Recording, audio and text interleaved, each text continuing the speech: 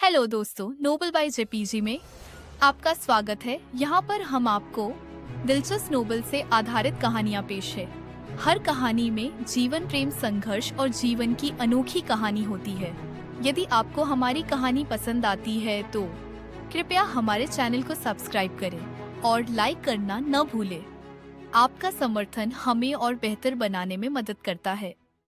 अध्याय 231 एजोर प्रांत में नंबर 1 सौंदर्य।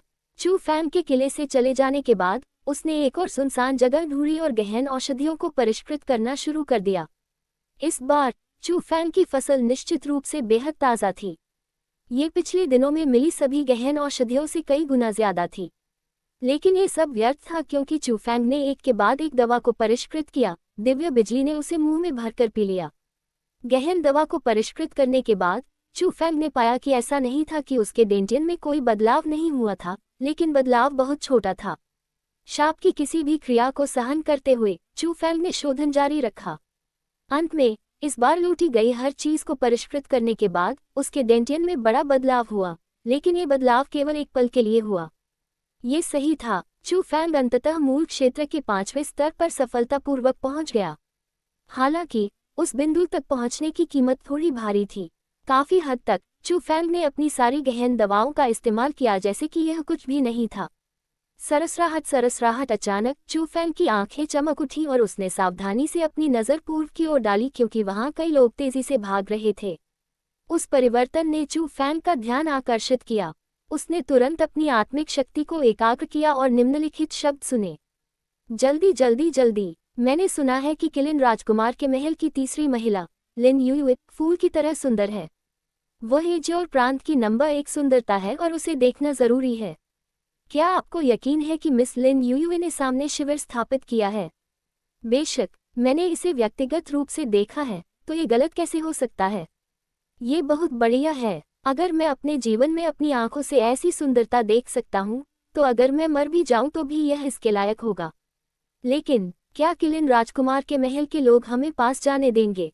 चिंता मत करो, किलिन राजकुमार का भवन लिंग्यून स्कूल जितना अनुचित नहीं है। तो ये पता चला कि कई पुरुष जो खुशी और उत्साह से पागलों की तरह दौड़ रहे थे, वे केवल किलिन राजकुमार के महल की तीसरी महिला की सुंदर उपस्थिति को देखने जा रहे थे। आह, ये लोग वास्तव में बहुत ऊब गए हैं। जैसे ही उसने उन लोगों की हरकतों को देखा, चू फैंग ने असहाय होकर अपना सिर हिला दिया। लेकिन फिर उसने अपना सिर ऊपर उठाकर देखा। आसमान का रंग देखकर उसे पता चला कि बहुत देर हो चुकी थी और जल्द ही आसमान में अंधेरा छाने वाला था। चून की खाली बैठना उबाऊ था, इसलिए चू फैंग भी लोगों के समूह के कदमों का अनुसरण करते हुए उनके पीछे भागा। जंगल के भीतर एक खाली जगह में सुनहरे रंग के कवच पहने हुए युवा वयस्कों का एक समूह व्यवस्था के साथ खड़ा था। कुछ पुरुष तो अपना शिविर भी लगा रहे थे और एक शानदार तंबू भी लगा रहे थे। सुनहरे कवच वाले पुरुषों के समूह के अलावा वहां कई तरह की सुंदर महिलाओं का समूह भी था जो आग जला रही थी और खाना बना रही थी। वे तरह तरह के स्वादिष्ट व्यंजन बना रही थी। लोगों का ये समूह किलिन राजकुमार के महल की एक शाखा थी। चाहे वे पहरेदार हो या नौकर, वे सभी गहन क्षेत्र के विशेषज्ञ थे और उनकी ताकत को कम करके नहीं आंका जा सकता था। कुछ लोगों ने किलिन राजकुमार के महल की ताकत का सामना करते हुए प्रशंसा में आह भरी। हालांकि सबसे ज्यादा ध्यान खींचने वाली चीज थी खाली जगह के बीच में रखी पालकी। वह पालकी बहुत खूबसूरत थी और उसे खास किस्म के जैद को तराश कर बनाया गया था। वह बेहद खूबसूरत थी। पालकी के प्रवेश द्वार के पास 2 सेवक खड़े थे और उन दोनों सेवकों का रूप रंग काफी आकर्षक था। गोरी त्वचा और लंबे कद के कारण खाली जमीन के बाहर खड़े शिष्यों के समूह को कुछ बार सांस फूलने लगी। टस्क, ये गंवारों का झुंड है जिन्होंने पहले कभी सुंदरियां नहीं देखी। जैसे ही उसने लोगों के समूह के चेहरे पर अश्लील भाव देखे, चू फैंग खुद को रोक नहीं सका और घृणा से उन पर कुछ नजरें फेंक दी।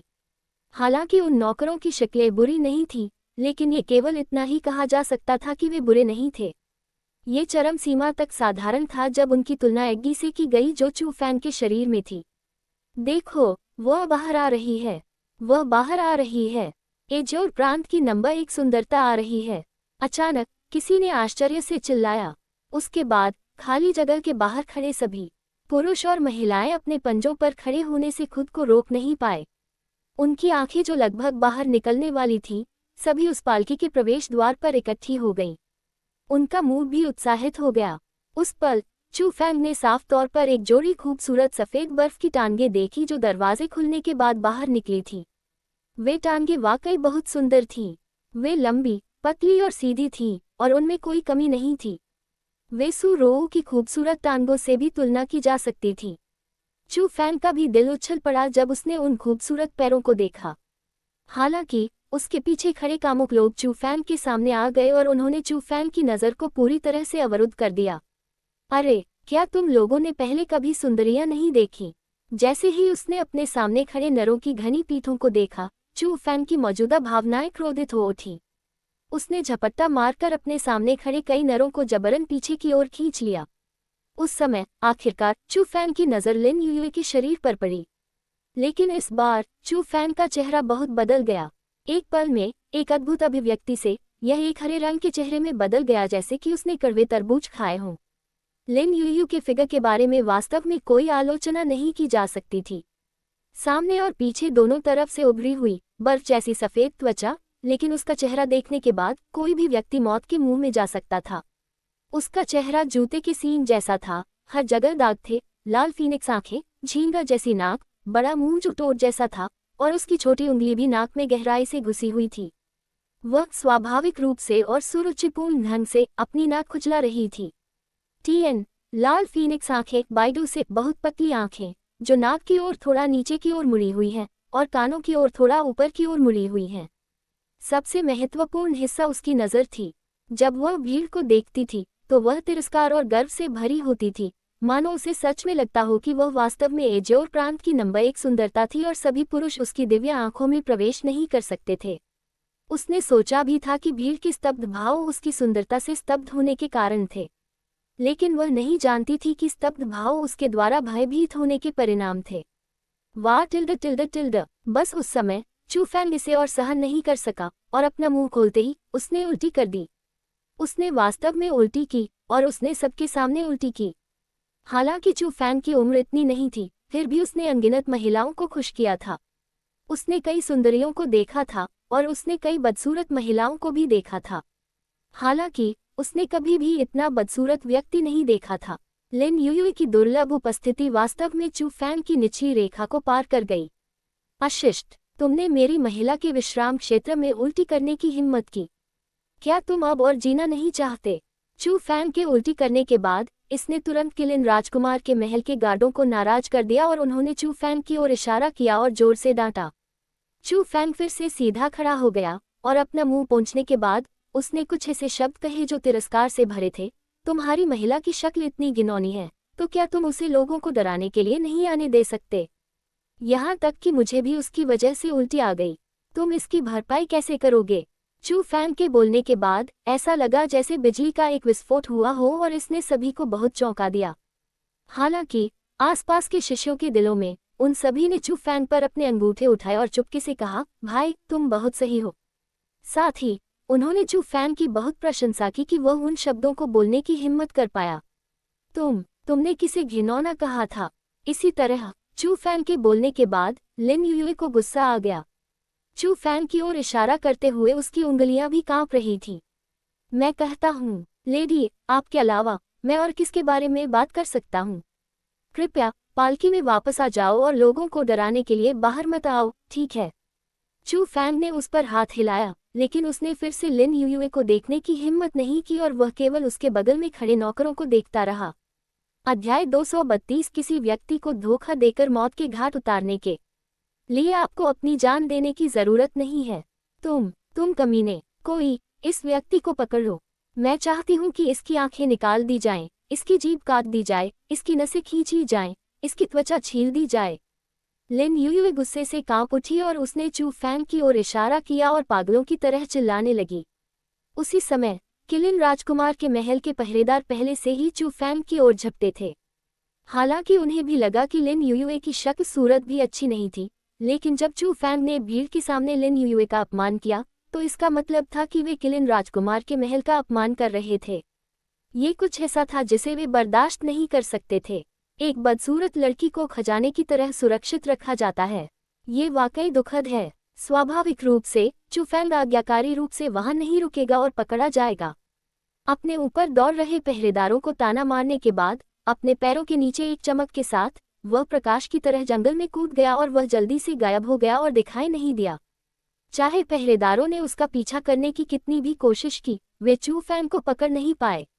अंत में वे एक निष्कर्ष पर पहुंचे। वह लड़का जिसने शंक्वाकार टोपी पहनी थी खरगोश के वर्ष में पैदा हुआ था, क्योंकि वह वास्तव में बहुत तेज भागता था। किलिन राजकुमार के महल के क्षेत्र को छोड़ने के बाद चू फैंग ने एक छोटा सा सफेद खरगोश पकड़ा। वह लिन युयुई की उपस्थिति से वास्तव में भयभीत था, इसलिए उसे अपनी भावनाओं को दबाने के लिए कुछ खाना पड़ा। उस समय सूरज पहले ही डूब चुका था और आसमान में अंधेरा छा गया था। चू फैंग सुनसान जंगल में अकेला था और वह खरगोश को पकाने के लिए आग जलाने की तैयारी कर रहा था। उसने अपनी उंगली आगे बढ़ाई और जैसे ही गहन शक्ति संघनित हुई, आग की एक किरण बाहर निकल गई। ये रैंक 5 मार्शल कौशल था, लेकिन इसकी शक्ति 3 थंडर शैलियों से अधिक मजबूत नहीं थी, इसलिए चू फैंग इसका उपयोग केवल आग जलाने के लिए कर सकता था। तारानकन फफफ। हालांकि जैसे ही आग की लपटें जलने लगी, चू फैंग ने जल्दी से उसे बुझा दिया। उसके बाद उसने घबराकर पीछे देखा, क्योंकि चू फैंग को लगा कि लोग फिर से उसके करीब आ रहे हैं। चू फैंग को पहले से ही इसकी आदत हो गई थी, क्योंकि वह जिस क्षेत्र में था वहां बहुत सारी प्रोफाउंड दवाइयां थीं और वहां बहुत सारे लोग इकट्ठा हुए थे। चू फैंग ने स्थान बदलना चाहा, लेकिन फिर उसे लगा कि जो व्यक्ति उसके करीब आ रहा था उसकी आभा कुछ जानी पहचानी सी लग रही थी। इसलिए इसकी जांच करने के लिए उसने अपनी आभा छिपाई और चुपके से उसके करीब चला गया। अरे, यह आदमी इस तरह की जगह पर भी काफी बेलगाम और उन्मुक्त है। हालांकि उसे पास जाने से बहुत ज्यादा उम्मीद नहीं थी, चू फैंग तुरंत चौंक गया। खाली जगह पर एक छोटा सा तंबू था। तंबू के बाहर अलाव जला हुआ था। अलाव के ऊपर कुछ स्वादिष्ट मांस था और अलाव के बगल में एक नर और मादा थे। वे इस समय एक दूसरे को गले लगा रहे थे और टोस्ट कर रहे थे और शराब पी रहे थे। वह नर दुगु एओयुन का भाई दुगु शियानग्यू था और मादा लिंग्यून स्कूल की शिष्या थी। उस समय वह प्यारी तरह से व्यवहार कर रही थी, रोमांटिक हो रही थी, और जब वह दुगु शियानग्यू के आलिंगन में थी तो उसकी भावनाएं ऊपर नीचे हो रही थी। उस पल आखिरकार चू फैंग को पता चल गया कि दुगु जियानियो ऐसी जगह क्यों आया था। वह लिंग्यून स्कूल की सेना के साथ नहीं आया था। जाहिर है उस महिला शिष्य के साथ गुप्त संबंध बनाने के लिए उन्होंने जानबूझकर खुद को लिंग्यून स्कूल के समूह से दूर कर लिया था। दुगु शियानग्यू को देखते हुए चू फैंग दुगु एओयुन के बारे में सोचने से खुद को रोक नहीं पाया और आज के उस दृश्य के बारे में सोचने लगा जब दुगु एओयुन ने अपने समूह के साथ मिलकर मांगे रखी थी। जब उसने ये सोचा तो चू फैंग के मुंह के कोने पर एक दुष्ट मुस्कान उभर आई और एक छलांग के बाद वह चला गया। रात गहरी हो चुकी थी और शराब के नशे में दुगु शियानग्यू का जानवर जैसा स्वभाव पूरी तरह से सामने आ रहा था। वह अपनी छोटी सी लड़की के साथ घास पर लौटने लगा और तरह तरह की गहरी भावनाओं से भर गया। जब वह चरमोत्कर्ष पर पहुंचा तो उसने अपनी लड़की की स्कर्ट खींचनी शुरू कर दी। सीनियर नहीं, यहाँ नहीं। छोटी महिला जूनियर थोड़ी शर्मिंदा हुई और उसने अपनी नज़र पास के तंबू की ओर घुमाई। हे, ठीक है मेरी सुंदरी, मैं तुम्हारी बात सुनूंगा। दुगु जियांग्यू ने ठहाका लगाया, फिर सुंदरी को अपने आलिंगन में लिया और तंबू में चला गया। टाटा। लेकिन जैसे ही दोनों तंबू में दाखिल हुए, बाहर जंगल से कदमों की आवाज सुनाई दी। कौन? ये सुनकर दुगु शियानग्यू बहुत घबरा गया। चूंकि उसका ऊपरी शरीर नंगा था, वह भागकर जंगल में कूद गया। जब वह वापस आया तो उसके हाथ में एक छोटा सा डरपोक खरगोश था। उसने हंसते हुए कहा, ये कुछ भी नहीं है, बस एक छोटा सा सफेद खरगोश है। बोलने के बाद दुगु जियांग्यू ने अपना हाथ हिलाया और छोटे सफेद खरगोश को बाहर फेंक दिया और वह मांस के पेस्ट के ढेर में कुचल गया। वाह मेरे जूनियर, तुमने तो अपने कपड़े भी खुद ही उतार दिए। जब दुगु शियानग्यू वापस टेंट में आया और अपनी जूनियर की ओर अपनी बुरी हथेली बढ़ाई तो उसे आश्चर्य हुआ कि उसकी जूनियर के कपड़े पहले से ही उतार दिए गए थे। उसका फिगर वाकई बहुत बढ़िया था। ये वाकई सबसे बेहतरीन बॉडी थी जो उसने अपने जीवन में कभी देखी थी। तो दुगु शियानग्यू का जानवर स्वभाव पूरी तरह से भड़क गया और तंबू के अंदर अपनी छोटी लड़की के साथ प्यार करने लगा। इतने लंबे समय तक ऐसा करने के बाद भी उसे संतुष्टि नहीं मिली और वह ये भी भूल गया कि उसकी छोटी लड़की ने एक भी आवाज नहीं निकाली जबकि उसके साथ वह खुलकर खेल रहा था। हुश। लेकिन जैसे ही दुगु शियानग्यू अपने काम में मग्न था, अचानक जंगल में बाहर पदचिह्नों की आवाजें सुनाई दी। उसके बाद हर जगह दीप जल उठे और बड़ी संख्या में सैनिकों ने उसे घेर लिया। कौन है जो मेरे अच्छे अवसर को बाधित करने की हिम्मत कर रहा है? दुगु जियांग्यू जो उत्तेजना में खो गया था, क्रोधित हो गया। चूंकि वह नंगा था, इसलिए वह बाहर कूद गया। लेकिन जब उसने अपने चारों ओर लोगों को देखा, तो उसकी अभिव्यक्ति बदल गई और उसके चेहरे पर क्रोध थोड़ा कम हो गया। ऐसा इसलिए था क्योंकि जो लोग उसे घेरे हुए थे, वे कोई साधारण सैनिक नहीं थे। ये किलिन राजकुमार के महल की सेना थी, और लोगों के उस समूह में एक युवा वयस्क भी था जिसकी साधना बहुत ऊंची थी।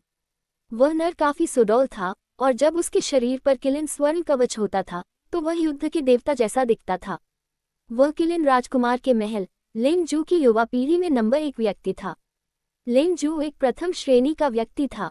उसके पास गहन क्षेत्र के 7वें स्तर की साधना थी और उसे एजोर प्रांत की युवा पीढ़ी में दूसरा सबसे मजबूत व्यक्ति माना जाता था। वह दुगु एओयुन से थोड़ा ही कमजोर था। उसकी पहचान भी बहुत खास थी। वह किलिन राजकुमार की हवेली के लिन रैन का सबसे बड़ा बेटा था, और वह लिन युए का बड़ा भाई भी था। उस समय लिंगजू का चेहरा बहुत ही निर्दयी था। ये देखा जा सकता था कि वह अपने गुस्से को नियंत्रित करने की पूरी कोशिश कर रहा था, और उसने दुगु शियांग्यू की ओर इशारा करते हुए कहा, दुगु शियांग्यू, मेरी बहन को वापस कर दो। तुम्हारी बहन? मैं समझ नहीं पा रहा कि तुम्हारा क्या मतलब है। दुगु जियांग्यू को लिंगजू का सामना करते समय कोई आत्मविश्वास नहीं था, और जब उससे इस तरह पूछा गया तो वह थोड़ा हैरान हुआ। तुम अभी भी मूर्ख बनने की हिम्मत कर रहे हो। कोई तीसरी महिला को बाहर निकालो। लिंगजू ने ठंडी सांस ली और उसके पीछे खड़े नौकर तंबू में घुस गए। बहुत जल्दी अधूरे कपड़े पहने एक महिला को बाहर निकाला गया। भाई लिंगजू, तुम सच में मजाक कर रहे हो? तीसरी महिला यहाँ कहाँ है? अंदर। यह क्या है? दुगु शियांग्यू हंस पड़ा और वह पहले तो समझाना चाहता था, लेकिन जब उसने उस महिला को देखा जिसे बाहर निकाला गया था, तो वह अचंभित रह गया और उसका चेहरा तुरंत मौत की तरह सफेद हो गया। वह लड़की उसके लिंगयुन स्कूल की जूनियर कैसे थी?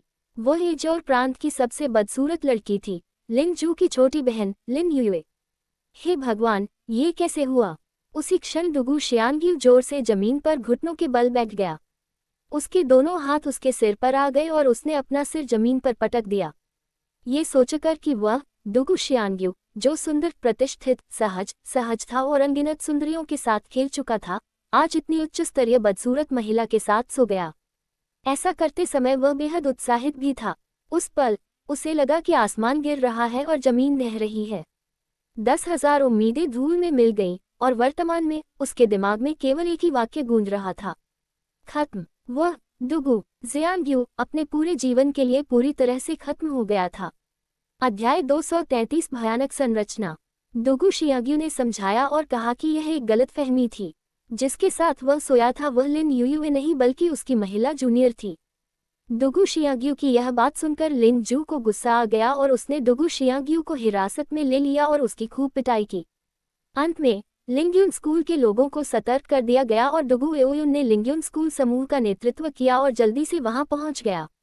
हालांकि जब वह किलिन राजकुमार की हवेली के सामने था, तब भी दुगु एओयुन ने उसे जबरन ले जाने की हिम्मत नहीं की।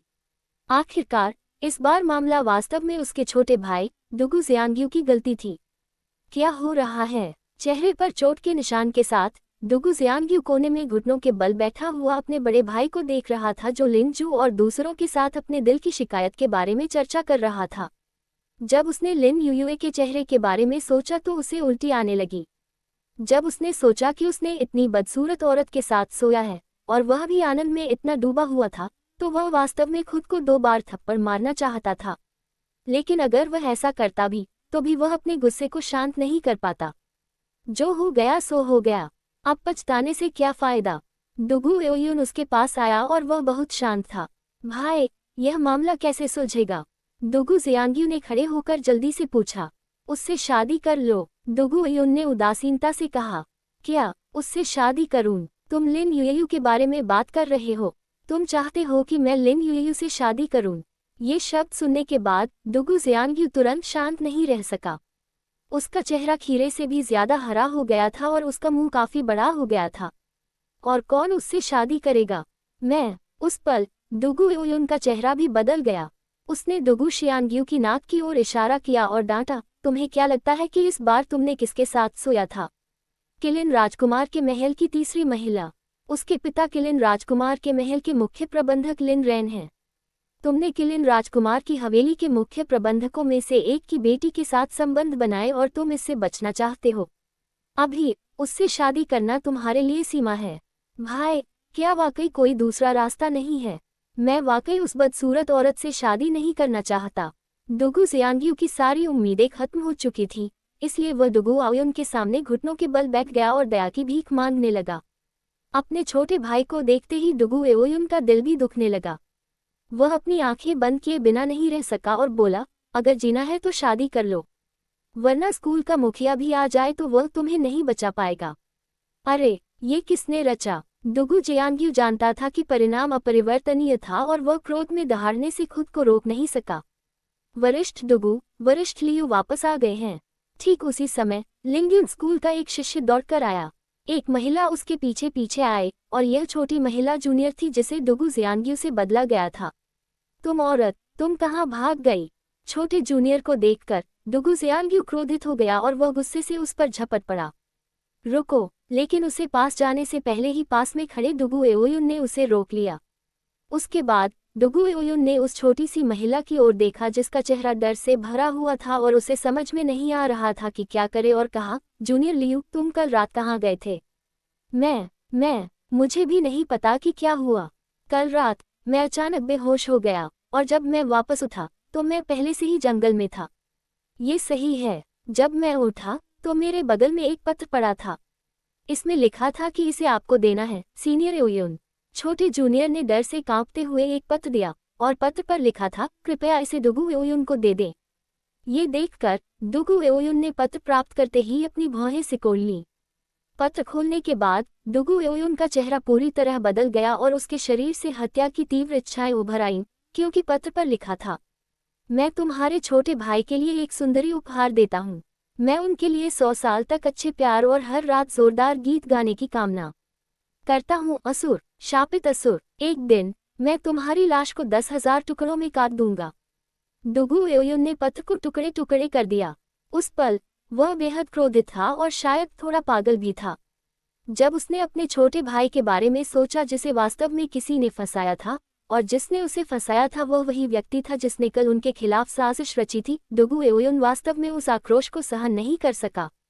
उसने मन ही मन उस पुरुष का वध करने की कसम खा ली जिसने खुद को असुर कहा था।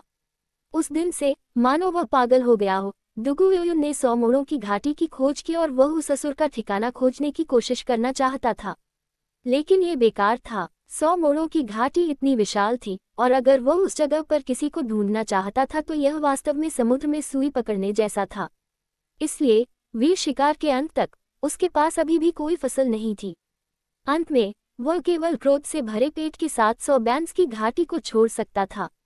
हालांकि जब हर कोई 100 मोड़ों की घाटी से जा रहा था, चू फैंग ने पीछे रहना चुना क्योंकि उसने पाया कि 100 मोड़ों की घाटी वास्तव में एक खजाने की खान थी। यह ऐसा था जैसे वह जगह अपने आप में एक बहुत बड़ा खजाना थी और अनगिनत गहन औषधियां उसका इंतजार कर रही थीं। यदि वह वहां अधिक समय तक रुकता और तय युद्ध की तिथि तक प्रतीक्षा करता तो शायद चू फैंग कई और सफलताएं हासिल कर सकता था और गोंग लुयुन को हराने के लिए अपने शरीर की साधना का उपयोग कर सकता था। हालांकि जब वीर शिकार समाप्त हुआ, चू फैंग को आखिरकार पता चला कि क्यों हर कोई जानता था कि यह एक खजाना था, फिर भी पूर्व निर्धारित समय के बाद छोड़ने के अलावा कोई विकल्प नहीं था। उसी क्षण 100 बैंस की पूरी घाटी में भयानक अदृश्य दबाव दिखाई दिया। वह दबाव बहुत अजीब था। इससे लोग सांस लेने में असमर्थ हो गए, लेकिन इसका असर सिर्फ इंसानों पर ही हुआ क्योंकि चू फैंग ने पाया कि उसके अलावा पौधे, जानवर, राक्षसी जानवर सहित हमेशा की तरह सुरक्षित और स्वस्थ थे। सिर्फ उसी पर दबाव पड़ा।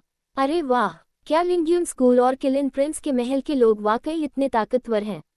वे 100 बैंस की पूरी घाटी को इस तरह से मृत क्षेत्र में सील कर सकते हैं। वर्तमान चू फैंग पहले से ही हवा में था, लेकिन यह व्यर्थ था क्योंकि बादलों से ऊपर जाने के बाद उसे केवल थोड़ी सी सहजता महसूस हुई, लेकिन वह अजीब दबाव से छुटकारा नहीं पा सका। उस स्थिति में 100 मोड़ों की घाटी में गहन दवाओं की खोज जारी रखने की बात तो दूर, अगर वह जीवित रहना भी चाहे तो ये बहुत कठिन होगा। नहीं, ये किलिन प्रिंस के महल और लिंग्यून स्कूल के कई शक्तिशाली लोगों द्वारा बिल्कुल भी सील नहीं किया गया था। उनके लिए इस तरह के तरीकों का इस्तेमाल करना असंभव होगा। एग्गी ने समझाया, अगर मैं गलत नहीं हूँ तो 100 मोड़ों की यह घाटी एजियोर प्रांत की कई शक्तियों द्वारा नियंत्रित नहीं है। 100 मोड़ों की घाटी हर जगह खुलने का समय खुद तय करती है, क्योंकि 100 मोड़ों की घाटी अपने आप में एक बहुत बड़ी संरचना है। चाहे वह लिंग्यून स्कूल हो या किलिन प्रिंस की हवेली, उनमें से कोई भी इस संरचना को नियंत्रित करने में सक्षम नहीं है। एग्गी ने कहना जारी रखा, क्या 100 मोड़ों वाली यह विशाल घाटी एक संरचना है? ऐसी मजबूत संरचना बनाने के लिए आपको किस तरह के तरीकों की जरूरत है? उन शब्दों को सुनने के बाद चू फैंग को बहुत झटका लगा। फिर उसने कहा, अब हमें क्या करना चाहिए? संरचना अभी खुली है, इसलिए यह अजीब दबाव अभी बहुत मजबूत नहीं है।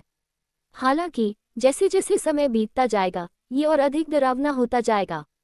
जब ये पूरी तरह से खुल जाएगा, तो आपकी साधना के साथ आप इसे सहन नहीं कर पाएंगे। तो तुम्हें जल्दी से यह जगह छोड़ देनी चाहिए, वरना अगर तुम हवा में भी हो तो दबाव से दम घुटकर मर जाओगे। एग्गी ने तनाव से याद दिलाया। चू फैंग ने धीमे होने की हिम्मत नहीं की और वह जल्दी से 100 मोड़ों की घाटी के बाहरी हिस्से की ओर उड़ गया। लेकिन यह व्यर्थ था, क्योंकि जैसा कि एग्गी ने कहा था, दबाव और भी अधिक मजबूत होता गया। इतना मजबूत कि वह सांस नहीं ले पा रहा था, और अगर यह जारी रहा तो वह उस जगह से जीवित नहीं निकल सकता था। यही है। लेकिन जैसे ही चू फैंग को लगा कि अब उसकी किस्मत अच्छी नहीं रहने वाली, उसकी नजरों के सामने एक पर्वत शिखर दिखाई दिया। ये वही पर्वत शिखर था जिसे उसने पहले देखा था और जिसके साथ रहस्यमयी मंदिर था। उस समय पहाड़ की चोटी पर स्थित मंदिर से हल्का धुआं उठ रहा था। इसका मतलब था कि चू फैंग के अलावा 100 मोड़ों की घाटी में कोई और व्यक्ति भी था।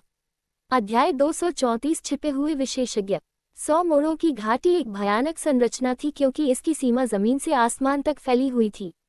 जब तक ये 100 मोड़ों की घाटी के दायरे में थी, तब तक अदृश्य दबाव की एक परत थी जिसने उन्हें घेर लिया और मनुष्यों को दबाना शुरू कर दिया।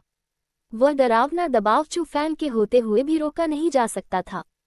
हालांकि ऐसी जगह पर वहां कोई रहता था, और उस पल वह उसकी आंखों के ठीक सामने था। अरे, क्या कोई है? क्या तुम मेरी मदद कर सकते हो?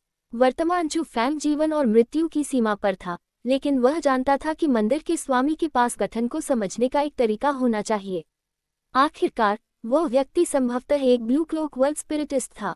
चू फैंग द्वारा उसकी आत्मा गठन विधियां निश्चित रूप से अतुलनीय होंगी। इसके अलावा धुएं से वह बता सकता था कि वहां वास्तव में कोई है, और वह व्यक्ति उस अजीब दबाव से प्रभावित नहीं था, अन्यथा वह वहां खाना पकाने में इतना शांतिपूर्ण कैसे हो सकता था। इसलिए चू फैंग ने अपनी सारी शक्ति का इस्तेमाल मंदिर हॉल के पास भागने के लिए किया। उस पल उसे इस बात की परवाह नहीं थी कि मंदिर हॉल का स्वामी कौन है या ये खतरनाक है या नहीं। वह जानता था कि अगर वहां का स्वामी उसकी मदद करता है तो उसके पास जीने के लिए कई मौके होंगे। अगर वह मदद नहीं करता तो वह निस्संदेह मर जाएगा। फुफकार जैसे ही चू फैंग निकट पहुंचने वाला था, एक व्यक्ति मंदिर हॉल से बाहर कूद गया और पर्वत शिखर के शिखर पर उतरा। यह एक बूढ़ा आदमी था जिसके बाल सफेद थे और चेहरा झुर्रियों से भरा हुआ था। हालांकि उसकी आंखें चमकीली और जीवंत थीं। सबसे खास बात यह थी कि बूढ़े आदमी ने सुनहरे रंग का लबादा पहना हुआ था। उस लबादे के सीने वाले हिस्से पर एक किलिन भी बना हुआ था। वह किलिन राजकुमार की हवेली का एक व्यक्ति था। जब बूढ़े आदमी ने देखा कि चू फैंग हवा में खड़ा हो सकता है, तो वह खुद को रोक नहीं सका और उसके चेहरे पर एक अजीब सा झटका दिखाई दिया। थोड़ी देर बाद वह शांत हो गया और उदासीनता से पूछा, तुम कौन हो? वरिष्ठ, मैं एज और ड्रैगन स्कूल का शिष्य हूँ और मैं हीरोइक हंट में भाग लेने आया हूँ। हालांकि चूंकि मैं समय रहते 100 मोड़ों की घाटी से बाहर नहीं निकल पाया, इसलिए मैं अजीब दबाव से प्रतिबंधित हो रहा हूँ। अभी मैं सांस नहीं ले पा रहा हूँ, इसलिए मुझे उम्मीद है कि आप मेरी जान बचा सकते हैं। चू फैंग सीधे मुख्य विषय पर चला गया, क्योंकि उसके पास वास्तव में कोई बेकार शब्द बोलने का समय नहीं था। माफी चाहता हूँ, मैं यहाँ का गुरु नहीं हूँ, इसलिए मैं फैसला नहीं कर सकता। इस बारे में क्या ख्याल है? थोड़ी देर रुको और मैं जाकर पूछूंगा। वह तुम्हारी मदद करने को तैयार है या नहीं, ये तुम्हारी किस्मत पर निर्भर करेगा। बूढ़े व्यक्ति ने ये शब्द कहे। फिर आश्चर्य से चू फैंग का आकलन करने के बाद उसका शरीर उछल पड़ा और वह वापस मंदिर के हॉल में भाग गया। उस समय मंदिर के हॉल में एक बूढ़ा आदमी, जिसका चेहरा जीवंत था और उसने मोटे तौर पर कपड़े से बने कपड़े पहने हुए थे, चूल्हे के सामने बैठा था। वह एक पैर दूसरे पर रखे हुए था और एक छोटी सी धुन गुनगुनाते हुए पूरे जोश में सूप पका रहा था। जब उसने सफेद बालों वाले बूढ़े आदमी को वापस आते देखा, तो कपड़े पहने बूढ़े आदमी ने बहुत सहजता से पूछा, फे ज्ञान, किस तरह का व्यक्ति मेरे इलाके में घुस आया? गहन क्षेत्र के प्रथम स्तर पर एक लड़का। सफेद बालों वाले बूढ़े आदमी ने कहा। गहन क्षेत्र के प्रथम स्तर पर एक लड़का। फे ज्ञान, ये कैसा मजाक है? स्पष्ट रूप से वह व्यक्ति हवा में चलते हुए आया था। उसके पास गहन क्षेत्र के प्रथम स्तर की साधना कैसे हो सकती है? उसे तो स्वर्ग क्षेत्र में होना चाहिए।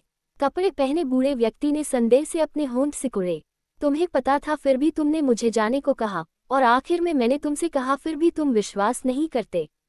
तुम एक नीले लबादे वाले विश्व प्रेतवादी हो, इसलिए अगर तुम जांच करो तो क्या तुम नहीं जान पाओगे कि वह व्यक्ति कौन है? सफेद बालों वाले बूढ़े आदमी ने असहाय होकर कपड़े पहने बूढ़े आदमी को घूरा। उस समय कपड़े पहने बूढ़े व्यक्ति ने अपनी आंखें बंद कर ली थीं, और जब उसने उन्हें फिर से खोला तो उसकी निगाहों में थोड़ा सा आश्चर्य भी दिखाई दिया जब उसने कहा, प्रभावशाली। गहन क्षेत्र का पहला स्तर, और उसने पहले से ही हवा में चलने का एक तरीका समझ लिया है। ऐसा लगता है कि उसने एक विशेष शारीरिक मार्शल कौशल विकसित किया है और वह इतना बुरा नहीं है।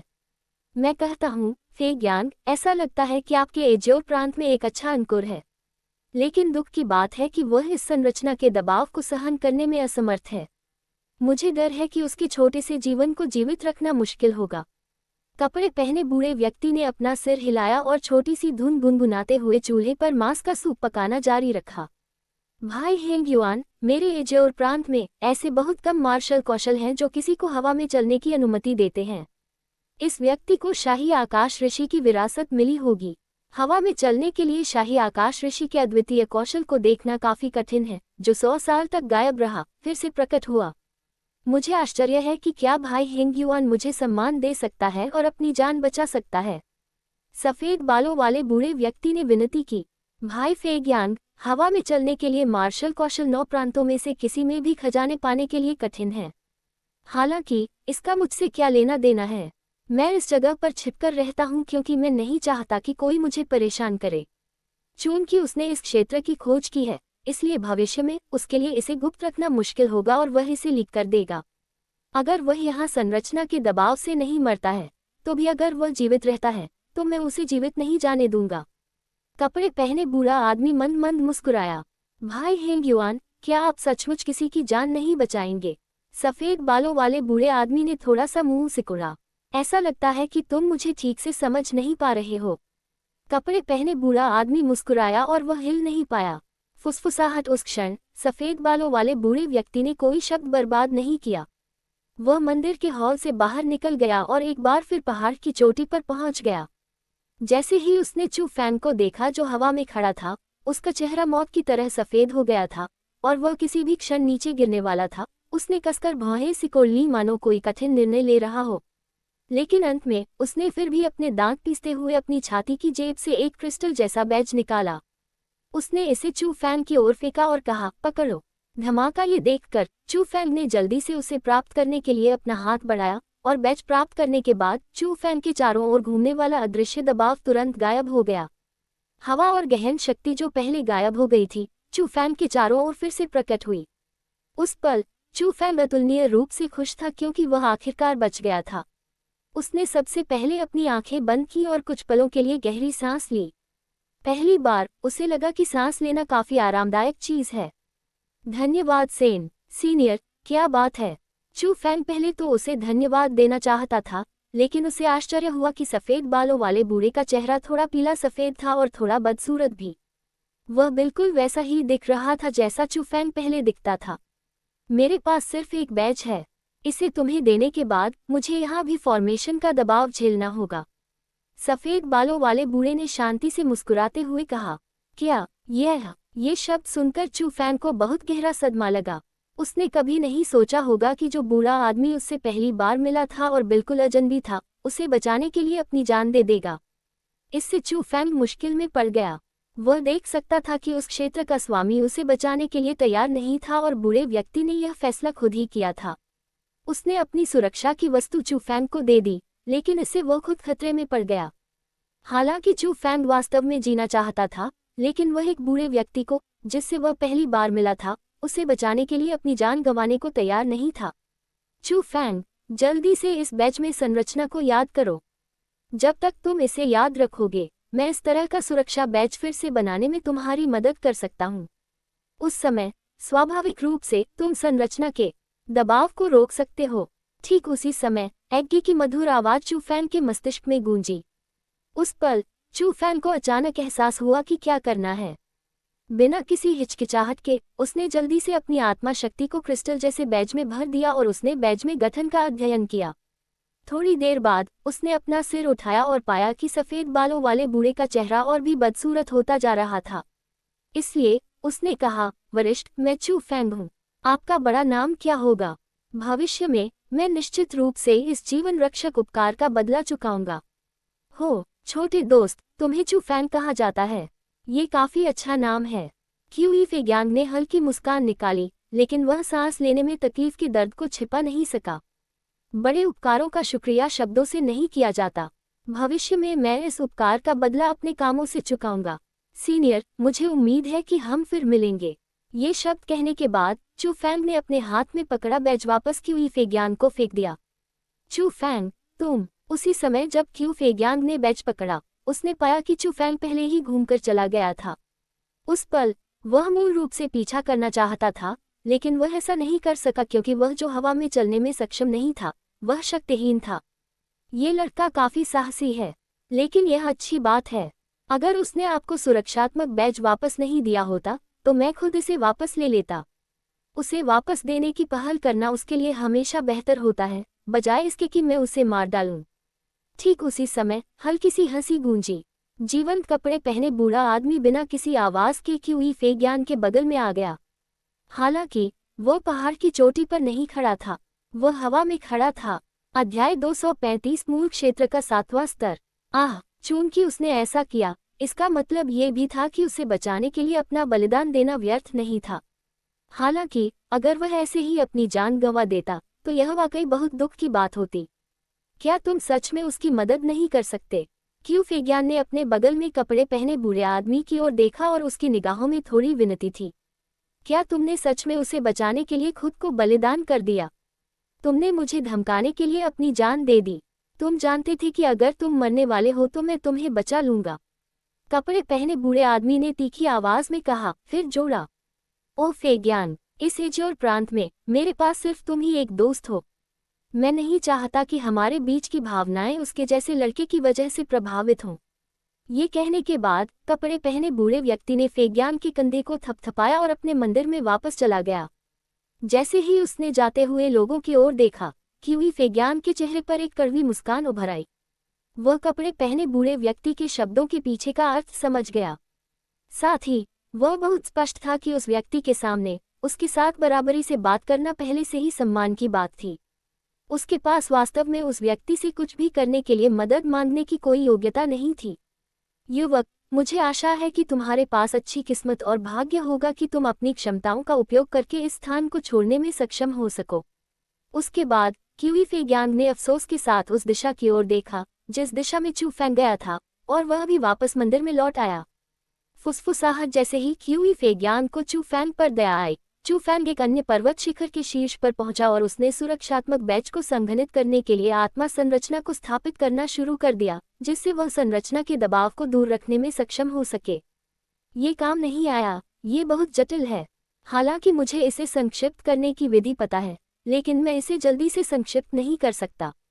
चू फैंग ने कसकर भौहें सिकुड़ी। उसने पाया कि ब्लू क्लोक वर्ल्ड स्पिरिटिस्ट के तरीके वास्तव में उसके लिए बहुत चुनौतीपूर्ण थे, जो एक ग्रे क्लोक वर्ल्ड स्पिरिटिस्ट था। चू फैंग, चलते रहो। मुझे विश्वास है कि तुम कर सकते हो। तुम संघनन की इस विधि को बहुत अच्छी तरह समझते हो, लेकिन तुम्हारे पास पर्याप्त गुणवत्ता वाला स्पिरिट फॉर्मेशन नहीं है। हालांकि मुझे विश्वास है कि तुम ये कर सकते हो। तुम्हें चलते रहना होगा, वरना न केवल तुम मरोगे, बल्कि मैं भी तुम्हारे साथ मर जाऊंगा। जब वो उस स्थिति का सामना कर रही थी तो एग्गी भी पूरी तरह से असहाय थी।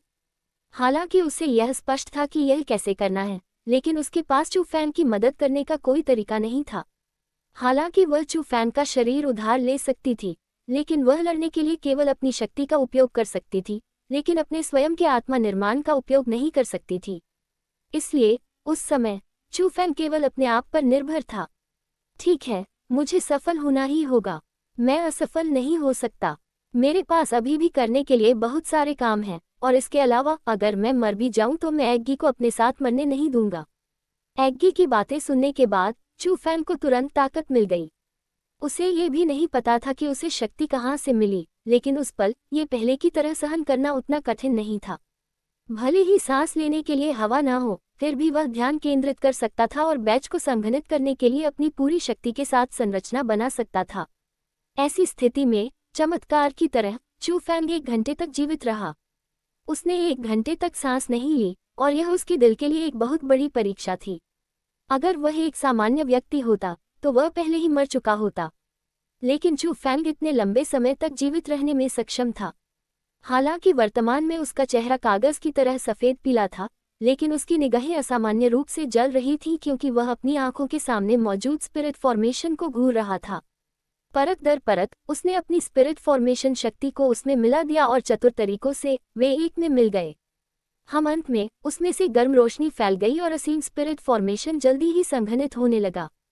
अंत में सिकुड़ते बिंदु के रूप में 4 प्रतीकों के साथ यह एक छोटा और नाजुक स्पिरिट फॉर्मेशन बैच बन गया। वह आत्मा निर्माण बिल्ला क्रिस्टल की तरह पारदर्शी था और बहुत सुंदर था। हालांकि यह अपने अंदर आत्मा निर्माण शक्ति से भरा हुआ था, और आत्मा निर्माण शक्ति वर्तमान में जटिल रास्तों में घूम रही थी। ये वह गठन था जिसे चू फैंग ने संघनित किया था। उसी समय जब उसके हाथ में बैच था, चू फैंग के इर्द गिर्द जो दबाव था वह तुरंत हुए और बादलों की तरह गायब हो गया। इसका मतलब कुछ था। इसका मतलब था कि चू फैंग सफल हुआ। चू फैंग, तुम सफल हो गए हो। तुम वाकई सफल हो गए हो। ये बहुत बढ़िया है। तुम कुछ ऐसा करने में सक्षम हो जो केवल ब्लू क्लोक वर्ल्ड स्पिरिटिस्ट ही कर सकते हैं। उस पल एगी की मुस्कान को मीठा कहा गया और वह उत्साह से जयकार करते हुए वर्ल्ड स्पिरिट स्पेस में उछल कूद कर रही थी। वह चू फैंग के लिए दिल से बहुत खुश थी। इसका मतलब सिर्फ यह नहीं था कि चू फैंग ने अपनी और उसकी जान बचाई क्योंकि चू फैंग ऐसा कर सकता था। इसका मतलब ये भी था कि उसकी क्षमता बहुत असाधारण थी और उसमें बहुत ज्यादा प्रतिभा थी। मुझे अभी भी उस सीनियर का शुक्रिया अदा करना है। अगर उसने मुझे बैच उधार देकर मेरी मदद नहीं की होती ताकि मैं बैच के लिए संघनन विधि सीख पाता, तो मुझे डर है कि मैं बहुत बड़ी मुसीबत में पड़ जाता। चू फैंग ने कड़वाहट से ठहाका लगाया और उसके चेहरे पर थोड़ी कृतज्ञता उभर आई। तब से चू फैंग जिसके हाथ में बैच था वह सोबैंस की घाटी में पानी में मछली की तरह था। इससे पहले वह एजोर प्रांत की युवा पीढ़ी के साथ खजाने को साझा कर रहा था, लेकिन अब वह सोमोरो वाली घाटी में कुछ भी इस्तेमाल करने के लिए स्वतंत्र था। न केवल गहन औषधियाँ, बल्कि उत्तम सुगंधित पशु मांस और वहाँ का मीठा और स्वादिष्ट झरने का पानी भी। चू फैंग को वह जगह वाकई बहुत पसंद थी। इसके अलावा सोमोरो की घाटी के अलावा चू फैंग को नहीं पता था कि क्या वह कोई अन्य क्षेत्र ढूंढ सकता है जहां वह बड़ी मात्रा में गहन दवाओं को लूट सके। इसलिए जब चू फैंग सोमोरो की घाटी में रहा तो वह पूरे आधे साल तक रहा। उस अवधि में चू फैंग ने अनगिनत मूल औषधियां और अनगिनत गहन औषधियां लूटी, लेकिन सोमोरो की घाटी वास्तव में बहुत बड़ी थी। भले ही वह हर दिन खोजता, गहन औषधियां ऐसी थीं मानो वे अंतहीन थीं और चू फैंग उनका अंत नहीं खोज पाया। लेकिन चू फैंग इस मामले में असहाय था कि चाहे उसकी आत्मा शक्ति कितनी भी मजबूत क्यों न हो और वह कितनी भी अधिक गहन औषधियों को परिष्कृत क्यों न कर ले, यह उसके शरीर में दिव्य बिजली को अवशोषित करने के लिए कभी भी पर्याप्त नहीं होगा। आधे साल के समय के बाद चू फैंग की साधना केवल 2 स्तरों तक ही बढ़ी और वह केवल मूल क्षेत्र के 7वें स्तर में प्रवेश कर पाया। हालांकि वह साधना उतनी मजबूत नहीं लग रही थी। चू फैंग के तरीकों के साथ गहन क्षेत्र के 3रे स्तर पर उन लोगों के बारे में बात करने की कोई जरूरत नहीं थी। केवल गहन क्षेत्र के 4थे स्तर के लोग ही उसके साथ लड़ सकते थे। इसलिए उसे लगा कि अपनी खुद की साधना के साथ गोंग लुयुन की देखभाल करना अब कोई समस्या नहीं थी। हालांकि चू फैंग की साधना आधे साल में थोड़ी बढ़ गई, क्योंकि एग्गी किसी भी मजबूत स्रोत ऊर्जा को अवशोषित नहीं कर सकी। उसकी साधना बिल्कुल भी नहीं बढ़ी थी और वह अभी भी गहन क्षेत्र के प्रथम स्तर पर बनी हुई थी। लेकिन ये जानते हुए कि चू फैंग अपनी ताकत से गोंग लुयुन को हराना चाहता था, एग्गी ने चू फैंग को बिल्कुल भी दोषी नहीं ठहराया, बल्कि उसने चू फैंग को उस जगह पर साधना करने के लिए प्रोत्साहित किया। आखिरकार तय की गई लड़ाई के बाद चू फैंग के पास एग्गी के लिए स्रोत ऊर्जा की खोज करने के लिए बहुत समय था। उस दिन चू फैंग ने तारीखों को थोड़ा थोड़ा करके गिना और तय की गई लड़ाई तक 1 महीने से भी कम समय बचा था। जब उसने तय की गई लड़ाई से पहले कुछ बातों के बारे में सोचा तो चू फैंग ने 100 मोड़ों की घाटी छोड़ने का फैसला किया। ऐसा इसलिए था क्योंकि लड़ाई उतनी आसान नहीं थी जितनी उसने कल्पना की थी। आखिरकार उस दिन किलिन राजकुमार के महल से लिनरान गोंगलुयुन की रक्षा करेगा, इसलिए अगर चू फैंग ने गोंगलुयुन को मार दिया तो उस दिन के बाद लिनरान उसे बिल्कुल भी जाने नहीं देगा। इसलिए चू फैंग को कुछ तैयारियां करनी पड़ी, या कम से कम इससे पहले कि वो कोई आपदा लाए, उसका परिवार फिर से उससे प्रभावित न हो। जिस समय चू फैंग जाने की तैयारी कर रहा था, उसी समय पहाड़ की चोटी पर कपड़े पहने बूढ़ा आदमी और क्यूफेज्ञान मंदिर हॉल में शतरंज खेल रहे थे। भाई हेंग युआन, इन दिनों आपकी बदौलत मुझे पहले से ही सफलता के लिए महत्वपूर्ण बिंदु महसूस हो रहा है। अगर यह जारी रहा तो आधे साल से पहले मैं गहन क्षेत्र के 9वें स्तर से स्वर्ग क्षेत्र में प्रवेश करने के लिए सफलता प्राप्त कर सकता हूँ, क्यूई फेज्ञान ने कृतज्ञतापूर्वक कहा। अध्याय 236 मदद के लायक। भाई फेज्ञान, पिछले सालों में एजोर प्रांत में आपने मेरी देखभाल की, इसके लिए भी मैं आपको धन्यवाद देना चाहता हूँ। हम दोनों के बीच के रिश्ते को देखते हुए ये शब्द बहुत विनम्र हैं, लेकिन क्यूलिन राजकुमार के महल से आने और क्यू कबीले के प्रमुख के रूप में क्या राजकुमार के महल को इतने लंबे समय के लिए छोड़ने के बाद वास्तव में कोई समस्या नहीं होगी। कपड़े पहने बूढ़े व्यक्ति ने मुस्कुराते हुए अपना अगला कदम उठाया। जब तक मैं स्वर्ग के क्षेत्र में प्रवेश करता हूँ, मैं हवेली के स्वामी के साथ कंधे से कंधा मिलाकर खड़ा रह सकता हूँ। भले ही लिन कबीला और वो पुरानी चीज मेरे क्यूई कबीले को दबा दे, जब मैं वहां नहीं हूँ, जब मैं वापस आऊंगा तो वे केवल मेरे सामने झुकेंगे। जैसे ही उसने उस मामले का उल्लेख किया, क्यूई फेज्ञान के चेहरे पर गर्व की भावना थी। अभी 9 प्रांतों में स्वर्ग क्षेत्र अब एक किंवदंती नहीं है, लेकिन आपके एजोर प्रांत में केवल किलिन राजकुमार के महल के स्वामी और लिंग्यून स्कूल के प्रमुख ने उस क्षेत्र में प्रवेश किया। कोई आश्चर्य नहीं कि एजोर प्रांत 9 प्रांतों में से सबसे कमजोर है। कपड़े पहने बूढ़े आदमी ने अपना सिर हिलाया। हो, क्यूई फेज्ञान कपड़े पहने बूढ़े आदमी के उपहासपूर्ण शब्दों पर केवल कड़वी मुस्कान दे सका और उसने खंडन नहीं किया।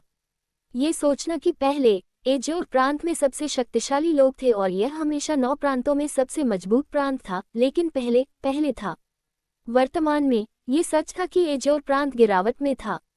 बेशक एजोर प्रांत की गिरावट का कारण ये था कि उनकी पीढ़ी बहुत औसत दर्जे की थी। इस बात पर विचार करते हुए क्यूई फेज्ञान भी आहें भरने से खुद को नहीं रोक पाया। एजोर प्रांत में वर्तमान युवा पीढ़ी को देखते हुए ऐसे बहुत कम लोग हैं जो बहुत असाधारण हैं। दुगु ओयुन एजोर प्रांत में बुरा नहीं है, लेकिन पूरे 9 प्रांतों की युवा पीढ़ी के बीच वह थोड़ा बहुत औसत दर्जे का है। क्या स्वर्ग वास्तव में चाहता है कि मेरा एजोर प्रांत खत्म हो जाए? ऐसा नहीं होगा। आपके एजोर प्रांत की युवा पीढ़ी में एक बहुत ही उत्कृष्ट व्यक्ति सामने आया है। बस उसे थोड़ा समय दें और वह निश्चित रूप से दुगु ओयुन से आगे निकल जाएगा। कपड़े पहने बूढ़े व्यक्ति ने उदासीनता से मुस्कुराते हुए कहा। भाई हेंग युआन, आपका क्या मतलब है? उन शब्दों को सुनने के बाद क्यूई फेज्ञान की शांत अभिव्यक्ति बदल गई और उसने जल्दी से सवाल किया। 100 बैंड्स की घाटी में सिर्फ 2 लोग नहीं हैं। तुम्हारे और मेरे अलावा एक और व्यक्ति है जो 100 बैंड्स की घाटी में आधे साल तक रहा। इसके अलावा इस आधे साल के भीतर उसने काफी अच्छी फसल प्राप्त की है। उसने प्रजनन के लिए राक्षसी जानवरों के खजाने से गहन औषधियां चुराईं और वह 100 बैंड्स की पूरी घाटी में जहां चाहे वहां गया। सबसे महत्वपूर्ण बात यह है कि वह एक ग्रे क्लोक वर्ल्ड स्पिरिटिस्ट है और वह एक युवा भी है। अगर वह इतनी उम्र में ऐसे काम कर सकता है तो उसका भविष्य वास्तव में असीमित है। कपड़े पहने बूढ़ा आदमी एक बार फिर मुस्कुराया। एक युवा व्यक्ति जिसके पास ग्रे क्लोक वर्ल्ड स्पिरिटिस्ट की क्षमताएं हैं। उस पल क्यू फेज्ञान वास्तव में शांत रहने में असमर्थ था। वह उत्साहित होकर अचानक खड़ा हो गया क्योंकि एजोर प्रांत के लिए एक ग्रे क्लोक वर्ल्ड स्पिरिटिस्ट निश्चित रूप से एक बहुत बड़ा चरित्र था। एक युवा व्यक्ति का ग्रे क्लोक विश्व स्पिरिटिस्ट बन पाना निश्चित रूप से एक प्रभावशाली बात थी और उसे इसका महत्व समझना चाहिए था। लेकिन कुछ और विस्तृत सोच विचार के बाद क्यू फेज्ञान को लगा कि कुछ गड़बड़ है। इसलिए उसने कहा, भाई हेंग युआन, लेकिन ये 100 मोड़ों की घाटी है। आपने कहा कि जब तक यह एक नीला लबादा वाला विश्व प्रेतात्मा या स्वर्ग के दायरे में कोई ऐसा व्यक्ति नहीं है जिसके पास अत्यंत शक्तिशाली शक्ति है, तब तक 100 मोड़ों की घाटी में गठन खुलने के बाद कोई भी दबाव को रोक नहीं सकता। एक ग्रे लबादा वाला विश्व प्रेतात्मा इस जगह पर आधे साल तक कैसे जीवित रह सकता है? हाँ, क्या यह उस युवक की उत्कृष्टता नहीं है? उस विषय पर वह जिस कारण से बच पाया है उसका सारा श्रेय तुम्हें जाता है, भाई फेज्ञान। उस दिन यदि तुमने उसे सुरक्षात्मक बैच नहीं दिया होता तो उसके लिए बैच को संक्षिप्त करने के लिए गठन को याद रखना संभव नहीं होता। हालांकि फिर भी मुझे ये स्वीकार करना होगा कि यह बच्चा काफी असाधारण है। आखिरकार अगर आप ब्लू क्लोक वर्ल्ड स्पिरिटिस्ट नहीं होते तो आपके पास मेरे गठन को संक्षिप्त करने का कोई तरीका नहीं था, लेकिन उसने ऐसा किया। खुद ही बताए, क्या वह युवा पीढ़ी में एक बेहतरीन व्यक्ति नहीं है? कपड़े पहने बूढ़े व्यक्ति ने हल्के से मुस्कुराते हुए कहा। भाई हेंग युआन, आप कह रहे हैं कि वह युवक जो आधे साल तक 100 बैंड्स घाटी में रहता था वह उस दिन से चू फैंग था। उस पल क्यू फेग्युआन को आखिरकार एहसास हुआ कि वह कौन था और उसकी निगाहें आश्चर्य से भर गईं। स्वाभाविक रूप से ये वही है। कपड़े पहने बूढ़े आदमी ने अपना सिर हिलाया। मैंने कहा कि वह युवक एक दुर्लभ प्रतिभाशाली व्यक्ति था, लेकिन मैंने कभी नहीं सोचा था कि वह इस स्तर तक प्रतिभाशाली होगा। कोई आश्चर्य नहीं कि उसे शाही आकाश ऋषि की विरासत मिल सकती है। उसी समय क्यू फेग्युआन को आखिरकार समझ में आ गया और उसी समय जब वह स्तब्ध था वह मुस्कुराया जैसे कि वह प्रबुद्ध हो गया हो और अधिक से अधिक उसे लगा कि उस दिन उसने जो कार्य किया वह सही था। इंपीरियल स्काई सेज आखिर है क्या? वह तो बस एक व्यक्ति था जो गहन क्षेत्र के शिखर पर था और वह अपने जीवन में कभी भी स्वर्ग क्षेत्र को छू भी नहीं सकता था। वह हवा में चलने का मार्शल कौशल बनाने में सक्षम था। इसका कारण निश्चित रूप से भाग्य के अलावा अवसर भी था। वह युवक उससे कहीं ज्यादा शानदार है क्योंकि आधे साल पहले एजोर प्रांत में एक रहस्यमयी व्यक्ति प्रकट हुआ, मिस्टर ग्रे क्लोक। न केवल उस मिस्टर ग्रे क्लोक ने लिंग्यून स्कूल को सचेत किया, बल्कि उसने आपके किलिन राजकुमार की हवेली को भी सचेत कर दिया। भले ही वह आधे साल के लिए गायब हो गया हो, लेकिन वह अभी भी एक ऐसा व्यक्ति है जिसकी चर्चा एजोर प्रांत के लोगों के खाली समय में होती है। अगर मैं गलत नहीं हूं तो यह मिस्टर ग्रे क्लोक चू फैंग नामक युवक होना चाहिए। कपड़े पहने बूढ़े व्यक्ति ने कहना जारी रखा। वास्तव में ऐसी बातें हैं। ऐसा लगता है कि यह चू फैंग काफी बेचैन लड़का है। कपड़े पहने बूढ़े आदमी की कहानी सुनने के बाद क्यू फेग्यान के चेहरे पर मुस्कान और भी चौड़ी हो गई। उसका दिल अंतहीन रूप से उत्साहित था, क्योंकि अगर कोई व्यक्ति अधिक बेचैन था तो इसका मतलब था कि वह एक महान चरित्र बनने में अधिक सक्षम होगा। आखिर इतिहास के सबसे शक्तिशाली लोगों में से कौन ऐसा था जिसने युवावस्था में अपनी योग्यताएं नहीं दिखाईं और अपनी पीढ़ी के लोगों को नीची नज़र से नहीं देखा? अभी उस जैसा एक युवक अजूर प्रांत में दिखाई दिया तो क्यू फेग्यान को लगा जैसे उसे प्रकाश दिखाई दे रहा है। स्वाभाविक रूप से वह अतुलनीय रूप से प्रसन्न होगा। हालांकि इस लड़के को किसी विपत्ति का सामना करना पड़ सकता है। अचानक कपड़े पहने बूढ़े आदमी ने अचानक कहा, विपत्ति? भाई हेंग युआन, आपका क्या मतलब है? ये सुनने के बाद क्यू फेग्युआन की अभिव्यक्ति बहुत बदल गई। इस बच्चे ने एक व्यक्ति के साथ जीवन और मृत्यु की लड़ाई तय की है और इसकी तिथि निकट आ रही है। उसका प्रतिद्वंद्वी ब्लैक टॉर्टोइस सिटी के स्वामी का बेटा है और उसे आपके किलिन प्रिंस की हवेली के लिन कबीले से लिन रैन से गहरा प्यार मिलता है। पिछले आधे साल में उसे विकसित करने के लिए उसने आपके किलिन प्रिंस की हवेली के संसाधनों की एक छोटी राशि भी खर्च नहीं की। जहां तक उस युवक की बात है, भले ही उसके पास असाधारण प्रतिभा है, लेकिन उसका एजोर प्रांत में कोई अनुभव नहीं है। इसलिए मुझे लगता है कि उसे अपनी लड़ाई में ज्यादा किस्मत नहीं मिलेगी। कपड़े पहने बूढ़े व्यक्ति ने समझाया। उन शब्दों को सुनने के बाद क्यू फेग्युआन ने कड़ी भौहें सिकुड़ी। फिर उसने कपड़े पहने बूढ़े व्यक्ति से कहा, भाई हेंग्युआन, मैं आगे बढ़ो। मुझे पता है कि तुम एजोर प्रांत में एक सभ्य युवा पीढ़ी चाहते हो। ये लड़का तुम्हारी मदद के लिए बिल्कुल योग्य है। क्यू फेग्यान को अपनी बात पूरी करने से पहले ही कपड़े पहने बूढ़े आदमी ने उस पर अपना हाथ लहराया। वास्तव में आप मुझे अच्छी तरह से जानते हैं। भाई हेंग युआन, मैं विदा लेता हूँ। बोलते बोलते क्यू फेग्यान जाने के लिए तैयार हो गया, लेकिन प्रवेश द्वार पर पहुंचकर उसने अपने कदम रोक लिए। वह मुड़ा, अपने हाथ जोड़े और बोला, भाई हेंग युआन, इस बच्चे को उसके जीवन के साथ छोड़ने के लिए धन्यवाद। मैं उसकी जगह पर आपका धन्यवाद करता हूँ। क्यू फेग्यान के चले जाने के बाद कपड़े पहने बूढ़े व्यक्ति का चेहरा और भी गंभीर हो गया। उसकी आंखों में चिंता भर गई और वह पहाड़ की चोटी पर खड़ा होकर दूर आसमान की ओर देखते हुए धीरे से बोला, 6 साल हो गए तो अभी तक तुम प्रकट क्यों नहीं हुए? एक दिव्य शरीर को इतना मौन और अज्ञात नहीं रहना चाहिए, है न? क्या ये संभव है कि सचमुच कोई दुर्घटना घटी हो? उस क्षण कपड़े पहने बूढ़े व्यक्ति ने आह भरी और धीरे धीरे अपनी आंखें बंद कर ली तथा उसके विचार 6 साल पहले घटी उस रात की ओर तैरने लगे। उस रात 9 स्वर्गों की रजत नदियों के ऊपर 9 रंगों वाली दिव्य बिजली चमकी। इसने पूरे महाद्वीप को हिला दिया, लेकिन अंत में यह अजूर प्रांत की ओर बढ़ गई। उस रात जेयांग राजवंश के कई हजार राजवंशीय विशेषज्ञ एजोर प्रांत की ओर बढ़े। उन्होंने दिव्य शरीर को खोजने की कसम खाई, लेकिन वे खाली हाथ लौट आए। अध्याय 237 चू गुयू को परेशानी का सामना करना पड़ा। चू फैंग ने 100 बैंड्स की घाटी छोड़ने के बाद पहला स्थान जिसकी ओर वह गया वह एजोर प्रांत का नंबर 1 स्कूल लिंग्यून स्कूल था। उसका लक्ष्य अपने बड़े भाई चू गुयू को ढूंढना था। 1 साल पहले चू परिवार की सभा के बाद चू फैंग ने अपने बड़े भाई को एक बार भी नहीं देखा था। हालांकि चू फैंग को चू परिवार में सबसे ज्यादा अपने बड़े भाई की परवाह थी। अगर चू फैंग को यह बताना होता कि चू परिवार में उसके पिता चू युआन के अलावा सबसे महत्वपूर्ण व्यक्ति कौन था, तो वह चू गुयू होता। वे 2 व्यक्ति थे जिनसे चू फैंग को पारिवारिक भावनाएं महसूस होती थीं। वर्तमान में चू फैंग और गोंग लुयुन के बीच लड़ाई निकट थी। भविष्य में निश्चित रूप से परेशानियां होंगी। हालांकि चू गुयू लिंग्यून स्कूल का एक शिष्य था, आखिरकार उसकी स्थिति क्षुब्ध थी और उसकी ताकत के साथ उसके पास खुद को बचाने का कोई तरीका नहीं था। गोंग परिवार के लिए उसे नुकसान पहुंचाना बहुत आसान था, अगर वे चाहें तो। इसलिए चू फैंग चू गुयू को ज्यादा सुरक्षित जगह पर ले जाना चाहता था। तुमने कहा कि चू गुयू लिंग्यून स्कूल में नहीं है। वह कहाँ गया? जब वह लिंग्यून स्कूल के प्रवेश द्वार के सामने था, चू फैंग ने लिंग्यून स्कूल के बाहरी दरबार के शिष्य को थोड़ा आश्चर्य से देखा।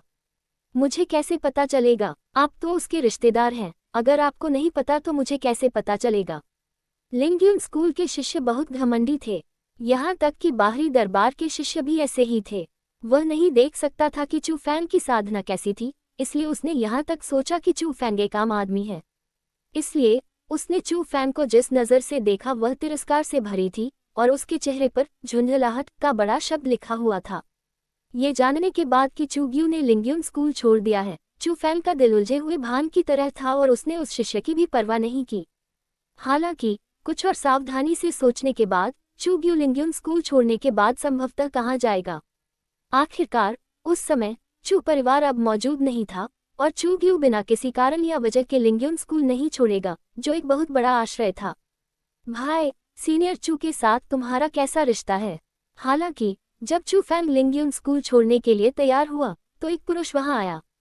वह भी लिंग्यून स्कूल का शिष्य था, लेकिन वह सिर्फ एक बाहरी दरबारी शिष्य था। उसकी उम्र चू गुयू के बराबर थी और उसी पल वह चू फैंग के सामने आया। न केवल उसमें अन्य लिंग्यून स्कूल के शिष्यों जैसा अहंकार नहीं था, बल्कि उसका चेहरा मुस्कुराहट से भरा हुआ था। मैं चू गुयू का छोटा भाई हूँ और मुझे चू फैंग कहा जाता है। सीनियर, क्या आप जानते हैं कि मेरा बड़ा भाई कहाँ गया? चू फैंग को लगा कि नर उससे बात करने के लिए बेतरतीब ढंग से नहीं आएगा, इसलिए उसे कुछ छिपी हुई बातें पता होनी चाहिए। भाई चू फैंग, यहाँ आकर बात करो। नर ने अपने चारों ओर देखने के बाद चू फैंग को एक कोने में खींच लिया जहाँ कोई नहीं था। तभी वह बोला, मैंने तुम्हारे बड़े भाई के साथ ही लिंग्यून स्कूल में प्रवेश किया था। जब हम बाहरी प्रांगण में थे तो हम अच्छे भाई थे। उसमें मुझसे बेहतर प्रतिभा थी और वह मुझसे पहले ही आंतरिक दरबार का शिष्य बन गया था। हालांकि इससे हम दोनों के बीच के रिश्ते पर कोई असर नहीं पड़ा। आपके बड़े भाई में काफी अच्छी प्रतिभा थी और अगर उन्होंने साधना जारी रखी तो भले ही वे मुख्य शिष्य न बन पाए, लेकिन वे लिंग्यून स्कूल में एक बड़े व्यक्ति बन गए होते। हालांकि आधे साल पहले आपके परिवार में कुछ हुआ था ना? पुरुष ने अचानक पूछा। मम्मा, परिवार में एक घटना हुई थी और हमारे पिता का निधन हो गया। चू फैंग ने सच नहीं कहा, क्योंकि जब परिवार का सफाया हो जाता है तो ऐसा कहना कभी भी अच्छा नहीं होता। कोई आश्चर्य नहीं। उस खबर को जानने के बाद वह तुरंत एक अलग व्यक्ति बन गया। उसने मुझसे और भी कम संपर्क किया और उसका गुस्सा असामान्य रूप से हिंसक हो गया। ठीक इसी वजह से उसने, जो आमतौर पर नियमों का पालन करता था, एक आंतरिक दरबार के बुजुर्ग के पोते को नाराज कर दिया। न केवल आपके बड़े भाई को गंभीर चोटें आईं, बल्कि उन्हें लिंग्यून स्कूल से भी निकाल दिया गया। शिष्य ने आह भरते हुए कहा, मेरे बड़े भाई को लिंग्यून स्कूल से निकाल दिया गया? कौन था वह? मेरे बड़े भाई को किसने नुकसान पहुंचाया? उन शब्दों को सुनने के बाद चू फैंग बेहद क्रोधित हो गया और वह थोड़ा पागल भी हो गया।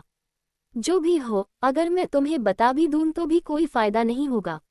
लेकिन मैं तुम्हें बता सकता हूं कि तुम्हारा बड़ा भाई इस समय कहाँ है।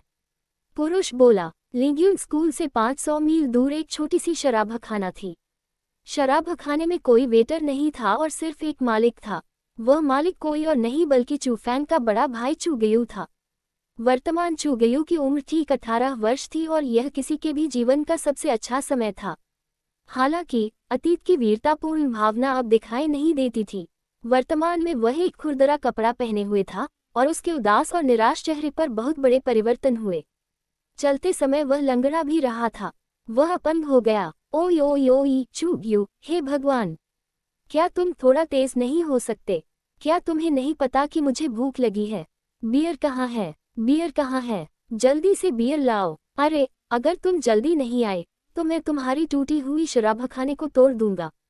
शराबखाने में 3 टेबल मेहमानों से भरी हुई थी। हर टेबल पर लगभग 6 लोग थे और वे सभी लिंग्यून स्कूल के आंतरिक दरबार के शिष्य थे। बियर पीते समय उन्होंने चू गयू की ओर इशारा किया और उसे जोर से गालियां दी। चू गयू को पहले से ही उस दृश्य की आदत हो गई थी। वह लोगों के समूह को अपमानित नहीं कर सकता था क्योंकि वह लोगों के समूह को अपमानित करने की हिम्मत नहीं करता था। हालांकि यह उसके लिए नहीं था। उसने अपने छोटे भाई के बारे में सोचा। वरिष्ठ झाओ, ये चू गयू बहुत कुछ सहन कर सकता है।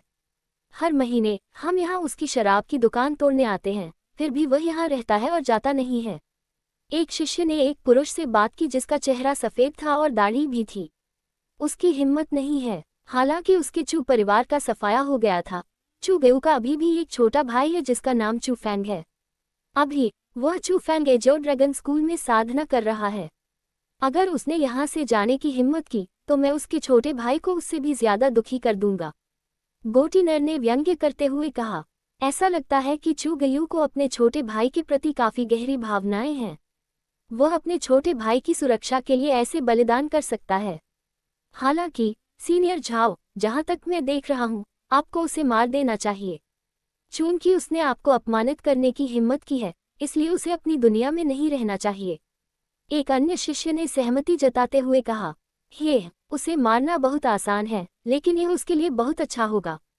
मैं चाहता हूं कि वह इसी तरह तुच्छता से जीता रहे, किसी भी व्यक्ति से ज्यादा गरीब और किसी भी व्यक्ति से ज्यादा दुखी। आज मैं उसकी खेती नष्ट कर दूंगा और वह पूरी तरह से अपंग हो जाएगा। बकरे की दाढ़ी वाले नर ने एक घूंट बियर पी ली और उसकी आंखों में ठंडक दिखाई देने लगी। उसके बाद कुछ टूटने की आवाज के साथ कप को फर्श पर फेंक दिया गया। खटखट खटखट ये देखकर अन्य 2 टेबलों पर बैठे शिष्यों ने भी अचानक टेबलें पलट दी। फिर उन्होंने बुरी नीयत से चू गयू की ओर देखा जो रसोई से बाहर निकल आया था। उस समय चू गयू के एक हाथ में खाने की थाली थी और दूसरे हाथ में बियर। उसे पहले से ही अपनी आंखों के सामने होने वाले दृश्य की उम्मीद थी। उसने असहाय होकर गोटी वाले नर को देखा और उदासीनता से कहा, झाओ दी, क्या ये पर्याप्त नहीं है? मैं अब लिंग्यून स्कूल का शिष्य नहीं हूँ और मैंने आपकी नज़र से ओझल भी नहीं हुआ। चाहे आप इसे कैसे भी कहें, मैं अभी भी एक साधक हूँ। भले ही मेरे पास लिंग्यून स्कूल का शिष्य होने का प्रभामंडल न हो, फिर भी मेरे पास मेरी उपलब्धियां हैं। मुझे पता है कि तुम नहीं चाहते कि मैं ठीक रहूं, इसलिए मैंने यहाँ ये शराबखाना खोला है। लेकिन फिर भी तुम मुझे जाने नहीं देना चाहते। तुम मुझसे क्या करवाना चाहते हो? हम्फ, तुम्हें जाने दिया। अगर मैंने तुम्हें जाने दिया तो मैं झाओदी नहीं रहूंगा। मैं तुमसे क्या चाहता हूँ? मैं चाहता हूँ कि तुम और भी ज्यादा दुखी हो जाओ। ऐसा लगता है कि तुम्हें समझ नहीं आ रहा है कि तुम कहाँ हो। एक साधक, आज तुम साधक नहीं रहोगे, तुम एक आम आदमी भी नहीं रहोगे। जैसे ही उसने यह बात कही, बकरे की दाढ़ी वाला नर अचानक उठ खड़ा हुआ। उसने अपनी आस्तीन से एक खंजर निकाला जो ठंड से चमक रहा था और आक्रामक रूप से चू गयू की ओर बढ़ा। अध्याय 238 प्रोश की जलती लपटें। जैसे ही बकरी के बाल वाले नर ने खंजर पकड़ा, वह भयंकर चेहरे के साथ चू गयू के करीब गया। उसने पहले से ही मूल क्षेत्र के पहले स्तर का दबाव उत्सर्जित किया था। घुटने टेको, बकरी दाढ़ी वाले पुरुष ने जोरदार चिल्लाया और मूल क्षेत्र द्वारा बनाया गया दबाव ज्वार की तरह चू गयू की ओर बढ़ गया। उस पल चू गयू ने विरोध करना चाहा, लेकिन वह, जिसके पास केवल आत्मा क्षेत्र के 7वें स्तर की साधना थी, मूल क्षेत्र के व्यक्ति के दबाव का विरोध कैसे कर सकता था? एक झटके के साथ वह घुटनों के बल बैठ गया। बैंग बैंग चू गयू के सामने पहुंचने के बाद गोटी वाले नर ने अपनी बाहें फैलाई और चू गयू को 2 जोरदार और स्पष्ट थप्पड़ मारे। शक्तिशाली शक्ति ने चूगयू को जबरदस्ती जमीन पर गिरा दिया और उसके मुंह से खून की धार बहने लगी। उसके चेहरे के किनारों से 2 बड़ी गांठें उभर आईं। ये चूगयू ने गोटी नर के थप्पड़ पर केवल हंसी उड़ाई। उसे पहले से ही इसकी आदत हो गई थी। वह पहले से ही उनसे विभिन्न प्रकार के अपमान की आदत डाल चुका था। हालांकि उसने कभी भी जवाबी हमला नहीं किया। ऐसा नहीं था कि वह वापस लड़ने की हिम्मत नहीं कर रहा था, बल्कि वह वापस लड़ना नहीं चाहता था। वह जानता था कि उसका एक बेहतरीन छोटा भाई है। जब तक वह अपने छोटे भाई को एक निश्चित समय देगा, वह निश्चित रूप से अच्छी तरह से बड़ा हो सकता है। उस समय उसने जो भी अपमान सहा था, वह सब वापस मिल सकता था और अपने चू परिवार के विनाश की महान घृणा का बदला भी लिया जा सकता था। हाँ, तुम हंसते हो भगवान, तुम अभी भी हंस सकते हो। मैं तुम्हें हंसने दूंगा, मैं तुम्हें हंसने दूंगा। चलो देखते हैं कि क्या तुम अब भी हंस सकते हो। चूगयू की हंसी से गोटी नर क्रोधित हो गया। उसने अपना पैर उठाया और चूगयू के दूसरे पैर पर चढ़ गया। चटकने की आवाज के साथ गोटी नर ने चूगयू के दूसरे सुंदर पैर को तोड़ दिया। पैर टूटने का दर्द उसे जकड़ रहा था, लेकिन चूगयू ने अपने दांतों को कसकर भींच लिया और एक भी आवाज नहीं निकाली। साथ ही उसने माफी भी नहीं मांगी, क्योंकि वह जानता था कि ऐसे लोगों के लिए भीख मांगना बेकार है। हंसो, अगर तुम फिर से हंसोगे तो तुम अपने जीवन में फिर कभी नहीं हंस पाओगे। बकरी दाढ़ी वाला नर लगातार हंसता रहा और उसने अपने हाथ में खंजर उठाया। पागलपन की हद तक उसने चूगयू के डेंटियन की ओर वार किया और वह वास्तव में चूगयू की खेती को नष्ट करने के लिए तैयार था। नहीं, उस पल चूगयू के चेहरे पर भी बहुत बदलाव आया। वह खुद को रोक नहीं सका और जोर से चिल्लाया। चाहे गोटी नर उसके साथ कैसा भी व्यवहार करे, वह इसे सहन कर सकता था। हालांकि वह अपनी साधना को नष्ट होते हुए बर्दाश्त नहीं कर सकता था। यही उसका जीवन था। वह 8 साल की मार्शल साधना से प्राप्त शक्ति को किसी ऐसे ही छीनने कैसे दे सकता था। हालांकि न केवल उसकी चीख ने खंजर के उतरने की गति को कम किया, बल्कि इसने चूगयू की साधना को नष्ट करने में गोटी नर के दृढ़ संकल्प को भी बढ़ा दिया। ठंडी चमक गुजर गई और चूगयू के शरीर से खून बहने लगा। खंजर चूगयू के डेंटियन में गहराई से घुस गया। उस पल चूगयू का चेहरा कागज की तरह सफेद हो गया था। उसके डेंटियन में चुभने वाले दर्द ने उसके पूरे शरीर को कांपने पर मजबूर कर दिया, लेकिन वह रोया नहीं। उसकी आंखें बस एक गोलाकार में चौड़ी हो गईं और वह बिना देखे अपने डेंटियन को घूरता रहा। उसने खुद देखा कि 8 साल से जमा की गई आध्यात्मिक ऊर्जा तेजी से बह रही थी, जब तक कि वह पूरी तरह से उसके शरीर से बाहर नहीं निकल गई। टिल्ड टिल्ड टिल्ड टिल्ड, मैं तुम्हें मार दूंगा। अचानक चूगयू जोर से चिल्लाया और एक भयंकर बाघ की तरह वह अंतहीन क्रोध के साथ खड़ा हुआ और गोटी नर की ओर छलांग लगा दी। धमाका, लेकिन वह जिसने अपनी साधना खो दी थी, गोटी नर को कैसे हरा सकता था। अपने पैर की एक आकस्मिक वृद्धि के साथ उसने चूगयू को रेत के थैले की तरह दूर धकेल दिया और वह शराबखाने की दीवार से बुरी तरह टकराया। जब वह नीचे उतरा तो चूगयू ने मुंह भर खून उगल दिया। इससे उसकी अनगिनत हड्डियां टूट गईं, लेकिन फिर भी चूगयू ने अपनी सारी ताकत लगाकर ऊपर चढ़ गया और पास में खड़े बकरी के बाल वाले नर को घूरता रहा। लेकिन इससे कुछ नहीं हुआ, क्योंकि उसमें कोई ताकत नहीं थी। उसके पास वापस खड़े होने की भी ताकत नहीं थी। उसका पूरा शरीर चकनाचूर और अपंग हो गया था। अब से तुम एक बीमार कुत्ते हो जाओगे और तुम हमेशा मेरे सामने ही चढ़ सकते हो। हा। गोटी नर ने हंसी के साथ पागलों की तरह चूगयू को देखा और उसकी हंसी असामान्य रूप से खुश थी। जब वे उस दृश्य का सामना कर रहे थे तो उसके पीछे खड़े कुत्तों के समूह ने भी हंसी उड़ाई, लेकिन उनके दिल कांप उठे क्योंकि उस गोटी वाले नर के तरीके बहुत क्रूर थे। सच में, जो लोग उसे अपमानित करते थे, उनके लिए जीवित रहने से बेहतर मर जाना था। जिस समय वह बकरी वाला नर चूगयू को गाली दे रहा था, उसी समय एक सफेद सिर वाला चील आसमान से उतरा और छोटे से सराय के पास पहुंचा। सफेद सिर वाले चील पर बैठा व्यक्ति कोई और नहीं बल्कि चूफैंग था। वर्तमान चूफैंग ने पहले से ही अपनी आत्मा शक्ति को अधिकतम तक बढ़ा दिया था और इससे उसकी सुनने की शक्ति भी बहुत संवेदनशील हो गई थी। इसलिए जब उसने एक दयनीय चीख सुनी तो उसका चेहरा बहुत बदल गया। वह सफेद सिर वाले ईगल से कूद गया और इंपीरियल स्काई तकनीक के साथ वह जल्दी से छोटे से सराय में भाग गया, क्योंकि उसने दयनीय रोने की आवाज सुनी थी। वह बता सकता था कि रोने की आवाज उसके बड़े भाई चूगयू की आवाज थी। तारानकन धमाका। चूफैंग बिजली की तरह सराय में घुसा और जब वह अंदर गया तो वह अपने साथ तेज हवा भी लाया। जब हवा तेज गति से अंदर आई तो सराय में तुरंत ही हलचल मच गई। यहाँ तक कि सराय में मौजूद लिंग्यून स्कूल के शिष्य भी हवा के कारण फर्श पर लौटने लगे। भाई, मधुशाला में प्रवेश करने के बाद चू फैंग की नज़र तुरंत चू गयू के शरीर पर टिक गई। जैसे ही उसने उसे देखा, जो शरीर पर हर जगह चोटों के साथ फर्श पर पड़ा था, चू फैंग का दिल लगभग उछल पड़ा और वह जल्दी से उसे सहारा देने के लिए आगे बढ़ा। भाई, चू गयू ने अपनी साधना खो दी थी, इसलिए वह बहुत दर्द में था, लेकिन चू फैंग की आवाज़ ने उसे जगा दिया। जब उसने अपना सिर उठाया और पाया कि चू फैंग उसके ठीक सामने था, तो वह और भी हैरान हो गया। हालांकि जब उसने अपनी नज़र गोटी नर और चू फैंग के पीछे चढ़े अन्य लोगों की ओर घुमाई, तो उसने चू फैंग को धक्का दिया और जोर से कहा, भागो भाई, ये व्यक्ति तुम्हारा छोटा भाई नहीं होगा जो दूसरे दर्जे के स्कूल में खेती करता है, चू फैंग, है ना? गोटी नर के मुंह के कोने में एक अजीब और शैतानी मुस्कान उभर आई। उसी समय उसके पीछे के कुत्ते के पैरों ने भी गोटी नर के अर्थ को समझ लिया। उन्होंने चू फैंग को भागने से रोकने के लिए पहले से ही मधुशाला के प्रवेश द्वार को अवरुद्ध कर दिया था।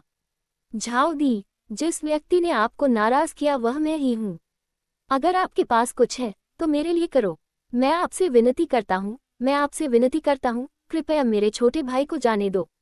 जब उसने देखा कि गोटी नर चू फैंग की ओर अपनी भयंकर निगाहें घुमा रहा है, तो चू गयू को पता चल गया कि सब कुछ ठीक नहीं चल रहा है। चू फैंग द्वारा समर्थित वह व्यक्ति गोटी नर के सामने गिड़गिड़ाने के लिए घुटनों के बल बैठना चाहता था। धमाका। हालांकि चू गयू को घुटने टेकने से पहले ही एक शक्तिशाली बड़े हाथ ने उसे वापस ऊपर खींच लिया। ये चू फैंग था। चू फैंग ने अपने बड़े भाई को सहारा दिया। उसकी आंखें उस बकरी के बाल वाले नर पर घूर रही थी जो उपहास कर रहा था। उसने ठंडे स्वर में पूछा, क्या ये तुम ही थे जिसने मेरे भाई के साथ ऐसा किया? ये सही है, मैंने ये किया। तुम क्या करना चाहते हो? तुम एक दूसरे दर्जे के स्कूली बच्चे मेरे साथ क्या कर सकते हो? दाढ़ी वाले आदमी ने मजाक उड़ाया और हंसा, लेकिन उसकी हंसी असामान्य रूप से भयावह थी। जैसे ही गोटी नर ने ये स्वीकार किया, चू फैंग की दोनों आंखें रक्त लाल रंग में बदल गईं और उसके शरीर के चारों ओर बर्फ की ठंडी रक्त पिपासा ने तुरंत पूरे सराय को भर दिया। उसने गोटी नर को घूरते हुए और अपने दांत पीसते हुए 8 शब्द कहे, मैं तुम्हें मरने की इच्छा करने पर मजबूर कर दूंगा। अध्याय 239। फर्श पर खून बिखरा हुआ है। चू फैंग की रक्तपिपासा ठंडी हवा की तरह हड्डियों को चीरने वाली थी और यह किसी की भी आत्मा को छीन सकती थी। बाहर से लेकर अंदर तक जो भी घटनास्थल पर था, उसके दिल में ठंडक थी। वे डर से कांप रहे थे और वे पीछे हटते जा रहे थे। कुछ लोगों के पैर भी उस रक्तपिपासा से नर्म पड़ गए और जमीन पर घुटने टेक दिए। क्या हो रहा है? यह आभा, डरावनी, क्या ये लड़का कोई इंसान है? कुछ लोग ये शब्द कहते हुए कांप उठे और ये शब्द वहां मौजूद हर व्यक्ति ने दोहराए। वे उस हत्या के इरादे से डर गए थे। वे वाकई डरे हुए थे। ये डर उनके अपने दिलों से आया था। डरने की क्या बात है? वह तो दूसरे दर्जे के स्कूल का कूड़ा है। हम में से कोई भी उसे एक उंगली से काटकर मार सकता है। ठीक उसी समय बकरी दाढ़ी वाला नर गुस्से से चिल्लाया। उसके शब्दों ने वास्तव में उसके पीछे खड़े कुत्तों के प्रति आत्मविश्वास को काफी बढ़ा दिया था, क्योंकि वे इस बात से अवगत नहीं थे कि चू फैंग के इर्द गिर्द जो कुछ घूम रहा था वह रक्तपिपासा थी। वे केवल इतना जानते थे कि ये दबाव नहीं था, इसलिए वे चू फैंग की साधना निर्धारित नहीं कर सकते थे। हालांकि अवचेतन रूप से उन्हें लगा कि चू फैंग की साधना बहुत अधिक नहीं होगी। कम से कम उसे मूल क्षेत्र में प्रवेश नहीं करना चाहिए था। इसलिए लोगों के समूह ने अपने दिलों को स्थिर किया और दिलों में डर को सहन किया। न केवल वे अब पीछे नहीं हटे, बल्कि वे दुर्भावनापूर्ण इरादों के साथ चू फैंग की ओर भी बढ़े। वे चू फैंग को खत्म करना चाहते थे जिसने उन्हें असहज कर दिया था। भाई, मुझे पता है कि तुम बच सकते हो। भागो, मुझे छोड़ दो और भागो। जब तक तुम जीवित रहोगे, मेरे चू परिवार को उम्मीद रहेगी। तुम मर नहीं सकते। ये देखकर चू गयू ने अपने शरीर में दर्द को सहन किया और चू फैंग पर दहाड़ लगाई। आधे साल तक उसने ये दुर्व्यवहार इसलिए सहा क्योंकि वह नहीं चाहता था कि उसके छोटे भाई चू फैंग को कुछ हो। हालांकि उस समय चू फैंग ने खुद को यहाँ भेज दिया। इससे वह लगातार घबराया हुआ था क्योंकि उसके लिए उसे अपमानित किया जा सकता था, उसकी साधना नष्ट हो सकती थी, लेकिन वह ये स्वीकार नहीं कर सकता था कि उसके छोटे भाई को कुछ हो। भागो, अब उसके पास वह मौका नहीं है। लेकिन ठीक उसी समय गोटी नर ने अचानक हमला कर दिया। मूल शक्ति की परतों के साथ एक मजबूत और शक्तिशाली मुट्ठी चू फैंग की ओर फेंकी गई। जब वह मुक्का आया तो चू गयू की 10,000 उम्मीदें धूल में मिल गईं। उसे लगा कि उसका अपना छोटा भाई बेशक मर चुका है। उसे लगा कि उसका चू परिवार पूरी तरह से खत्म हो गया है। हालांकि अगले ही पल वह पूरी तरह से सदमे में आ गया। चू फैंग ने अपनी हथेली को थोड़ा ऊपर उठाया और एक स्पष्ट धमाके के साथ उसने गोटे नर की मुट्ठी को अपने हाथ में पकड़ लिया। उसके बाद उसकी मुट्ठी पूरी तरह से टुकड़ों में कुचल गई। उसके बाद चू फैंग ने अपना हाथ हिलाया और एक फटने वाली आवाज के साथ गोटे नर की पूरी बांह खींच ली गई। आह टिल्ड टिल्ड टिल्ड टिल्ड टिल्ड टिल्ड टिल्ड टिल्ड। खून और मांस हर जगह उड़ गया और हवा में फैल गया। खूनी दृश्य ने लोगों को भयभीत कर दिया। हालांकि जो सबसे ज्यादा डरा हुआ था वह कोई और नहीं बल्कि गोटी नर था। वह अतुलनीय दर्द में था। उसकी दयनीय चीखें भेड़ियों, भूतों और वध किए जा रहे सुअर जैसी थी। तुम। उस क्षण वहां मौजूद सभी लोगों के चेहरे पर बहुत ज्यादा भाव बदल गए और वे दंग रह गए। हालांकि गोटी वाला नर इतना मजबूत नहीं था, कम से कम वह मूल क्षेत्र में था। दूसरे दर्जे के स्कूल के शिष्य द्वारा उसका हाथ जबरदस्ती कैसे फाड़ा जा सकता था। लेकिन अगले ही पल उन्होंने आखिरकार चू फैंग के तरीकों को देखा। ये चू फैंग की शक्तिशाली ताकत नहीं थी, ये यातना देने के तरीके थे जो पूरी तरह से गोटी नर से बेहतर थे। उन्होंने देखा कि असली क्रूरता क्या होती है। चू फैंग ने उस खंजर को उठाया जिसे गोटी नर ने जमीन पर गिरा दिया था और उसके शरीर से मांस को थोड़ा थोड़ा करके काटना शुरू कर दिया। अभी उसका काम पूरा भी नहीं हुआ था कि उसने उसके पूरे शरीर को इस हद तक काट दिया कि उसमें मांस ही नहीं बचा और उसमें अजीब अजीब हड्डियां दिखाई देने लगी। उस समय दिल को चीर देने वाली, फेफड़े को चीर देने वाली दयनीय चीखें मधुशाला में ऊपर नीचे गूंजने लगी। बकरी की दाढ़ी वाले पुरुष ने दर्द से कराहते हुए कहा कि चू फैंग के तरीके बहुत ज्यादा थे। ये बहुत भयानक था। सबसे भयानक तरीके लोगों द्वारा मारे जाने नहीं थे। ये वह दर्द था जो किसी को तब महसूस होता था जब वे अभी भी जाग रहे होते थे। उनकी आंखों के ठीक सामने चू फैंग ऐसा कर रहा था। जब उन्होंने उस गोटी नर को देखा जिसके शरीर पर हर जगह खून लगा हुआ था और सिर के अलावा उसके शरीर के लगभग हर हिस्से को बलपूर्वक काटकर कंकाल बना दिया गया था, तो लिंग्यून स्कूल के शिष्यों के चेहरे पहले से ही हरे हो गए थे, क्योंकि उन्होंने देखा था कि एक सच्चा राक्षस क्या होता है। आह टिल्ड टिल्ड टिल्ड टिल्ड टिल्ड। वहां पहले से ही कोई था जो ये सब सहन करने में असमर्थ था और वे भागने के लिए मुड़े। हालांकि वे शराबखाने से बाहर नहीं भाग पाए, बल्कि जो लोग शराबखाने के प्रवेश द्वार के पास जाने की हिम्मत करते थे वे तुरंत खून के तालाब में बदल जाते थे और वे पूरे प्रवेश द्वार पर फैल जाते थे। उस पल शराबखाने के प्रवेश द्वार पर खून की नदियां बन गईं। माँ, मास्टर, कृपया हमें छोड़ दें, हम मजबूर थे, कृपया हमारी जान बख्श दें। उस समय जो लोग अभी भी शराबखाने में थे उन्होंने आगे बढ़ने की हिम्मत नहीं की और न ही पीछे हटने की। वे सभी जमीन पर घुटने टेक दिए और लगभग गिरने ही वाले थे। हालांकि चू फैंग ने उन पर कोई ध्यान नहीं दिया और उसने गोटी नर पर अपनी हिंसा जारी रखी। उसी समय जब उसने उस दुश्मन को देखा जिसके प्रति वह अतुलनीय रूप से भयभीत था, उसके छोटे भाई द्वारा उसे ऐसी अपरिचित स्थिति में डाल दिए जाने से पहले, और जब उसने उन लोगों को देखा जिन्होंने उसे कई बार धमकाया था, उसके छोटे भाई के सामने घुटने टेककर लगातार भीख मांगते हुए, चू गयू का चेहरा पहले से ही सदमे से भर गया था। उसे आखिरकार समझ में आ गया कि उसके छोटे भाई का पहले पीछे हटने का कोई इरादा क्यों नहीं था। ऐसा इसलिए था क्योंकि उसका छोटा भाई पहले ही बड़ा हो चुका था। वह मूल क्षेत्र में उन लोगों को आसानी से मार सकता था और वह इतना शक्तिशाली था कि वह अपने बड़े भाई की रक्षा कर सकता था। उस पल चू गयू के चेहरे पर आंसू भर आए। वह भावुक होकर रोया। वह अपने दर्द के कारण नहीं रो रहा था, न ही अपनी शिकायतों के कारण। वह इसलिए रो रहा था क्योंकि वह भावुक था। उसके चू परिवार को आखिरकार उम्मीद दिखी, वह उम्मीद जिसका उसे हमेशा से इंतजार था। भाई, बहुत हो गया, उन्हें जाने दो। अचानक चू गयू बोल पड़ा। जब उसने अपने भाई की ओर देखा जिसने उसके महान शत्रु को ऐसी स्थिति में पहुंचा दिया था, तो उसका क्रोध पहले ही गायब हो चुका था और उसके दिल में नफरत पहले ही खत्म हो चुकी थी। वह दयालु व्यक्ति बकरी के बाल वाले नर को इस तरह से प्रताड़ित होते हुए नहीं देख सकता था। भले ही वह उसे उस हालत में घायल कर दे, लेकिन उसे ये भी महसूस होता था कि उसके छोटे भाई की मौजूदा हरकतों ने बकरी के बाल वाले नर को पहले से ही कई गुना सजा दे दी है। भाई, चू गुयू की पुकार सुनकर चू फैंग की रक्त लाल आंखें अचानक चमक उठी। वह जो पहले क्रोध से भरा हुआ था, आखिरकार होश में आया। जब उसने अपने बड़े भाई को देखा, जिसके शरीर से अभी भी खून बह रहा था और वह दर्द में था, तो चू फैंग ने उस गोटी नर की परवाह नहीं की। वह जल्दी से अपने बड़े भाई के सामने गया, एक औषधीय गोली निकाली और उसे चू गयू के मुंह में ठूंस दिया था। धन्यवाद भाई ग्यू, धन्यवाद भाई ग्यू। ये देखकर सबसे ज्यादा खुश वे लोग थे जो अभी भी शराब खाने में घुटनों के बल बैठे थे। उन्होंने पहले चू गयू को प्रणाम किया, फिर लड़खड़ाते हुए वे शराबखाने से बाहर भागने लगे। उस पल उनके लिए वह छोटा सा शराबखाना, वह शराबखाना जिसके सामने उन्होंने कई बार अपना सिर जमीन पर पटका था, नरसंहार का अखाड़ा जैसा था। यह इतना भयानक था कि इसने उन्हें लगभग मार ही डाला। इसलिए जब वे बाहर भागे तो ऐसा लगा जैसे वे इंसानों की दुनिया में लौट आए हों।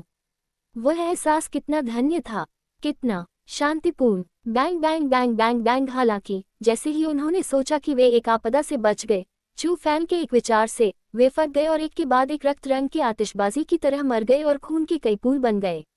अध्याय 240 निषिद्ध आत्मा गठन। भाई, यह मेरी गलती है, मैं बेकार हूँ। अगर मैं देर से नहीं आता तो तुम। चू गुयू को गले लगाते हुए उसने अपने बड़े भाई के टूटे हुए पैरों और छेदे हुए डेंटियन को देखा। चू फैंग की आंखों के कोने से 2 गर्म आंसू की धाराएं बह निकली। वह जानता था कि चू गुयू के लिए साधना कितनी महत्वपूर्ण थी और वह जानता था कि जब उसकी साधना नष्ट हो गई तो उसे कितना दर्द हुआ। मैं ठीक हूँ, चिंता मत करो, सिर्फ तुम ही हो मेरे चू परिवार की उम्मीद। चू गयू का चेहरा मौत की तरह सफेद हो गया था, लेकिन उसके चेहरे पर अभी भी मुस्कान थी। ये शब्द बोलने के बाद उसने अपनी आंखें बंद कर लीं और बेहोश हो गया। भाई, भाई। चू फैंग बहुत चिंतित था। वह चू ग्यू को हिलाता रहा और उसे सच में डर था कि चू ग्यू ऐसे ही सो जाएगा और फिर कभी नहीं उठेगा और उसका सबसे करीबी परिवार का सदस्य उसे ऐसे ही छोड़कर चला जाएगा। चू फैंग, घबराओ मत, मत भूलो तुम एक ग्रे क्लोक वर्ल्ड स्पिरिटिस्ट हो। ठीक उसी समय एग्गी की आवाज गूंजी। एग्गी, क्या मेरे बड़े भाई को बचाने का कोई तरीका है? मैं उसे अपंग नहीं बनने दे सकता। बिल्कुल नहीं, चू फैंग ने घबरा कर पूछा। हालांकि वह एक ग्रे क्लोक वर्ल्ड स्पिरिटिस्ट था, लेकिन उसके पास जो तरीके थे वे सीमित थे। इसलिए उसने अपनी सारी उम्मीदें एग्गी पर लगा दी। वे केवल टूटी हुई हड्डियां हैं। आपकी वर्तमान विधियों से उन्हें ठीक करना बहुत आसान है।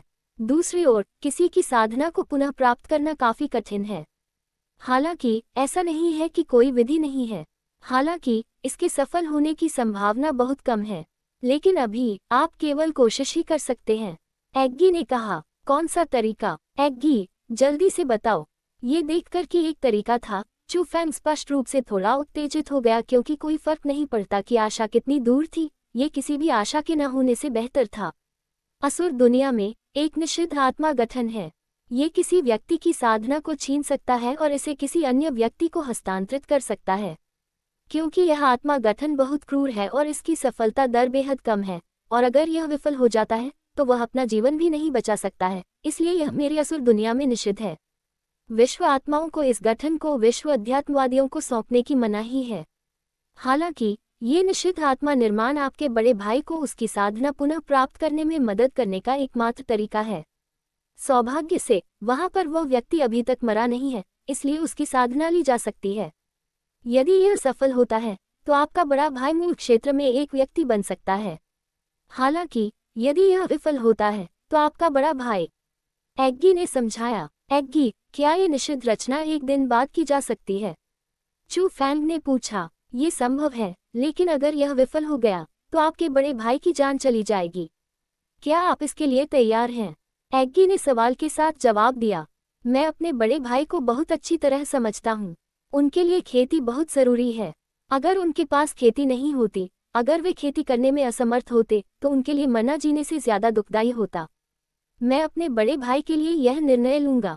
चूंकि यह करना ही है, इसलिए मैं इसे और भी अच्छी तरह से कर सकता हूँ। चू फैंग ने जब गोटी नर को देखा तो उसकी निगाहों में संकल्प उभर आया।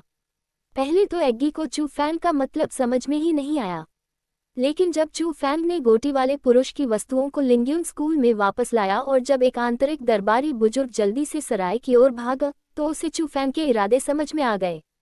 दैय, दैय, धिक्कार है, ये तुम्हारे साथ किसने किया? आह टिल्ड टिल्ड टिल्ड टिल्ड टिल्ड। वह बूढ़ा आदमी लिंग्यून स्कूल के आंतरिक दरबार का मुखिया था, लेकिन साथ ही वह गोटी वाले पुरुष का दादा भी था। वह व्यक्ति था जिसने चू गयू को लिंगयुन स्कूल से बाहर निकाल दिया था। उस समय तक बकरी वाला नर अभी मरा नहीं था।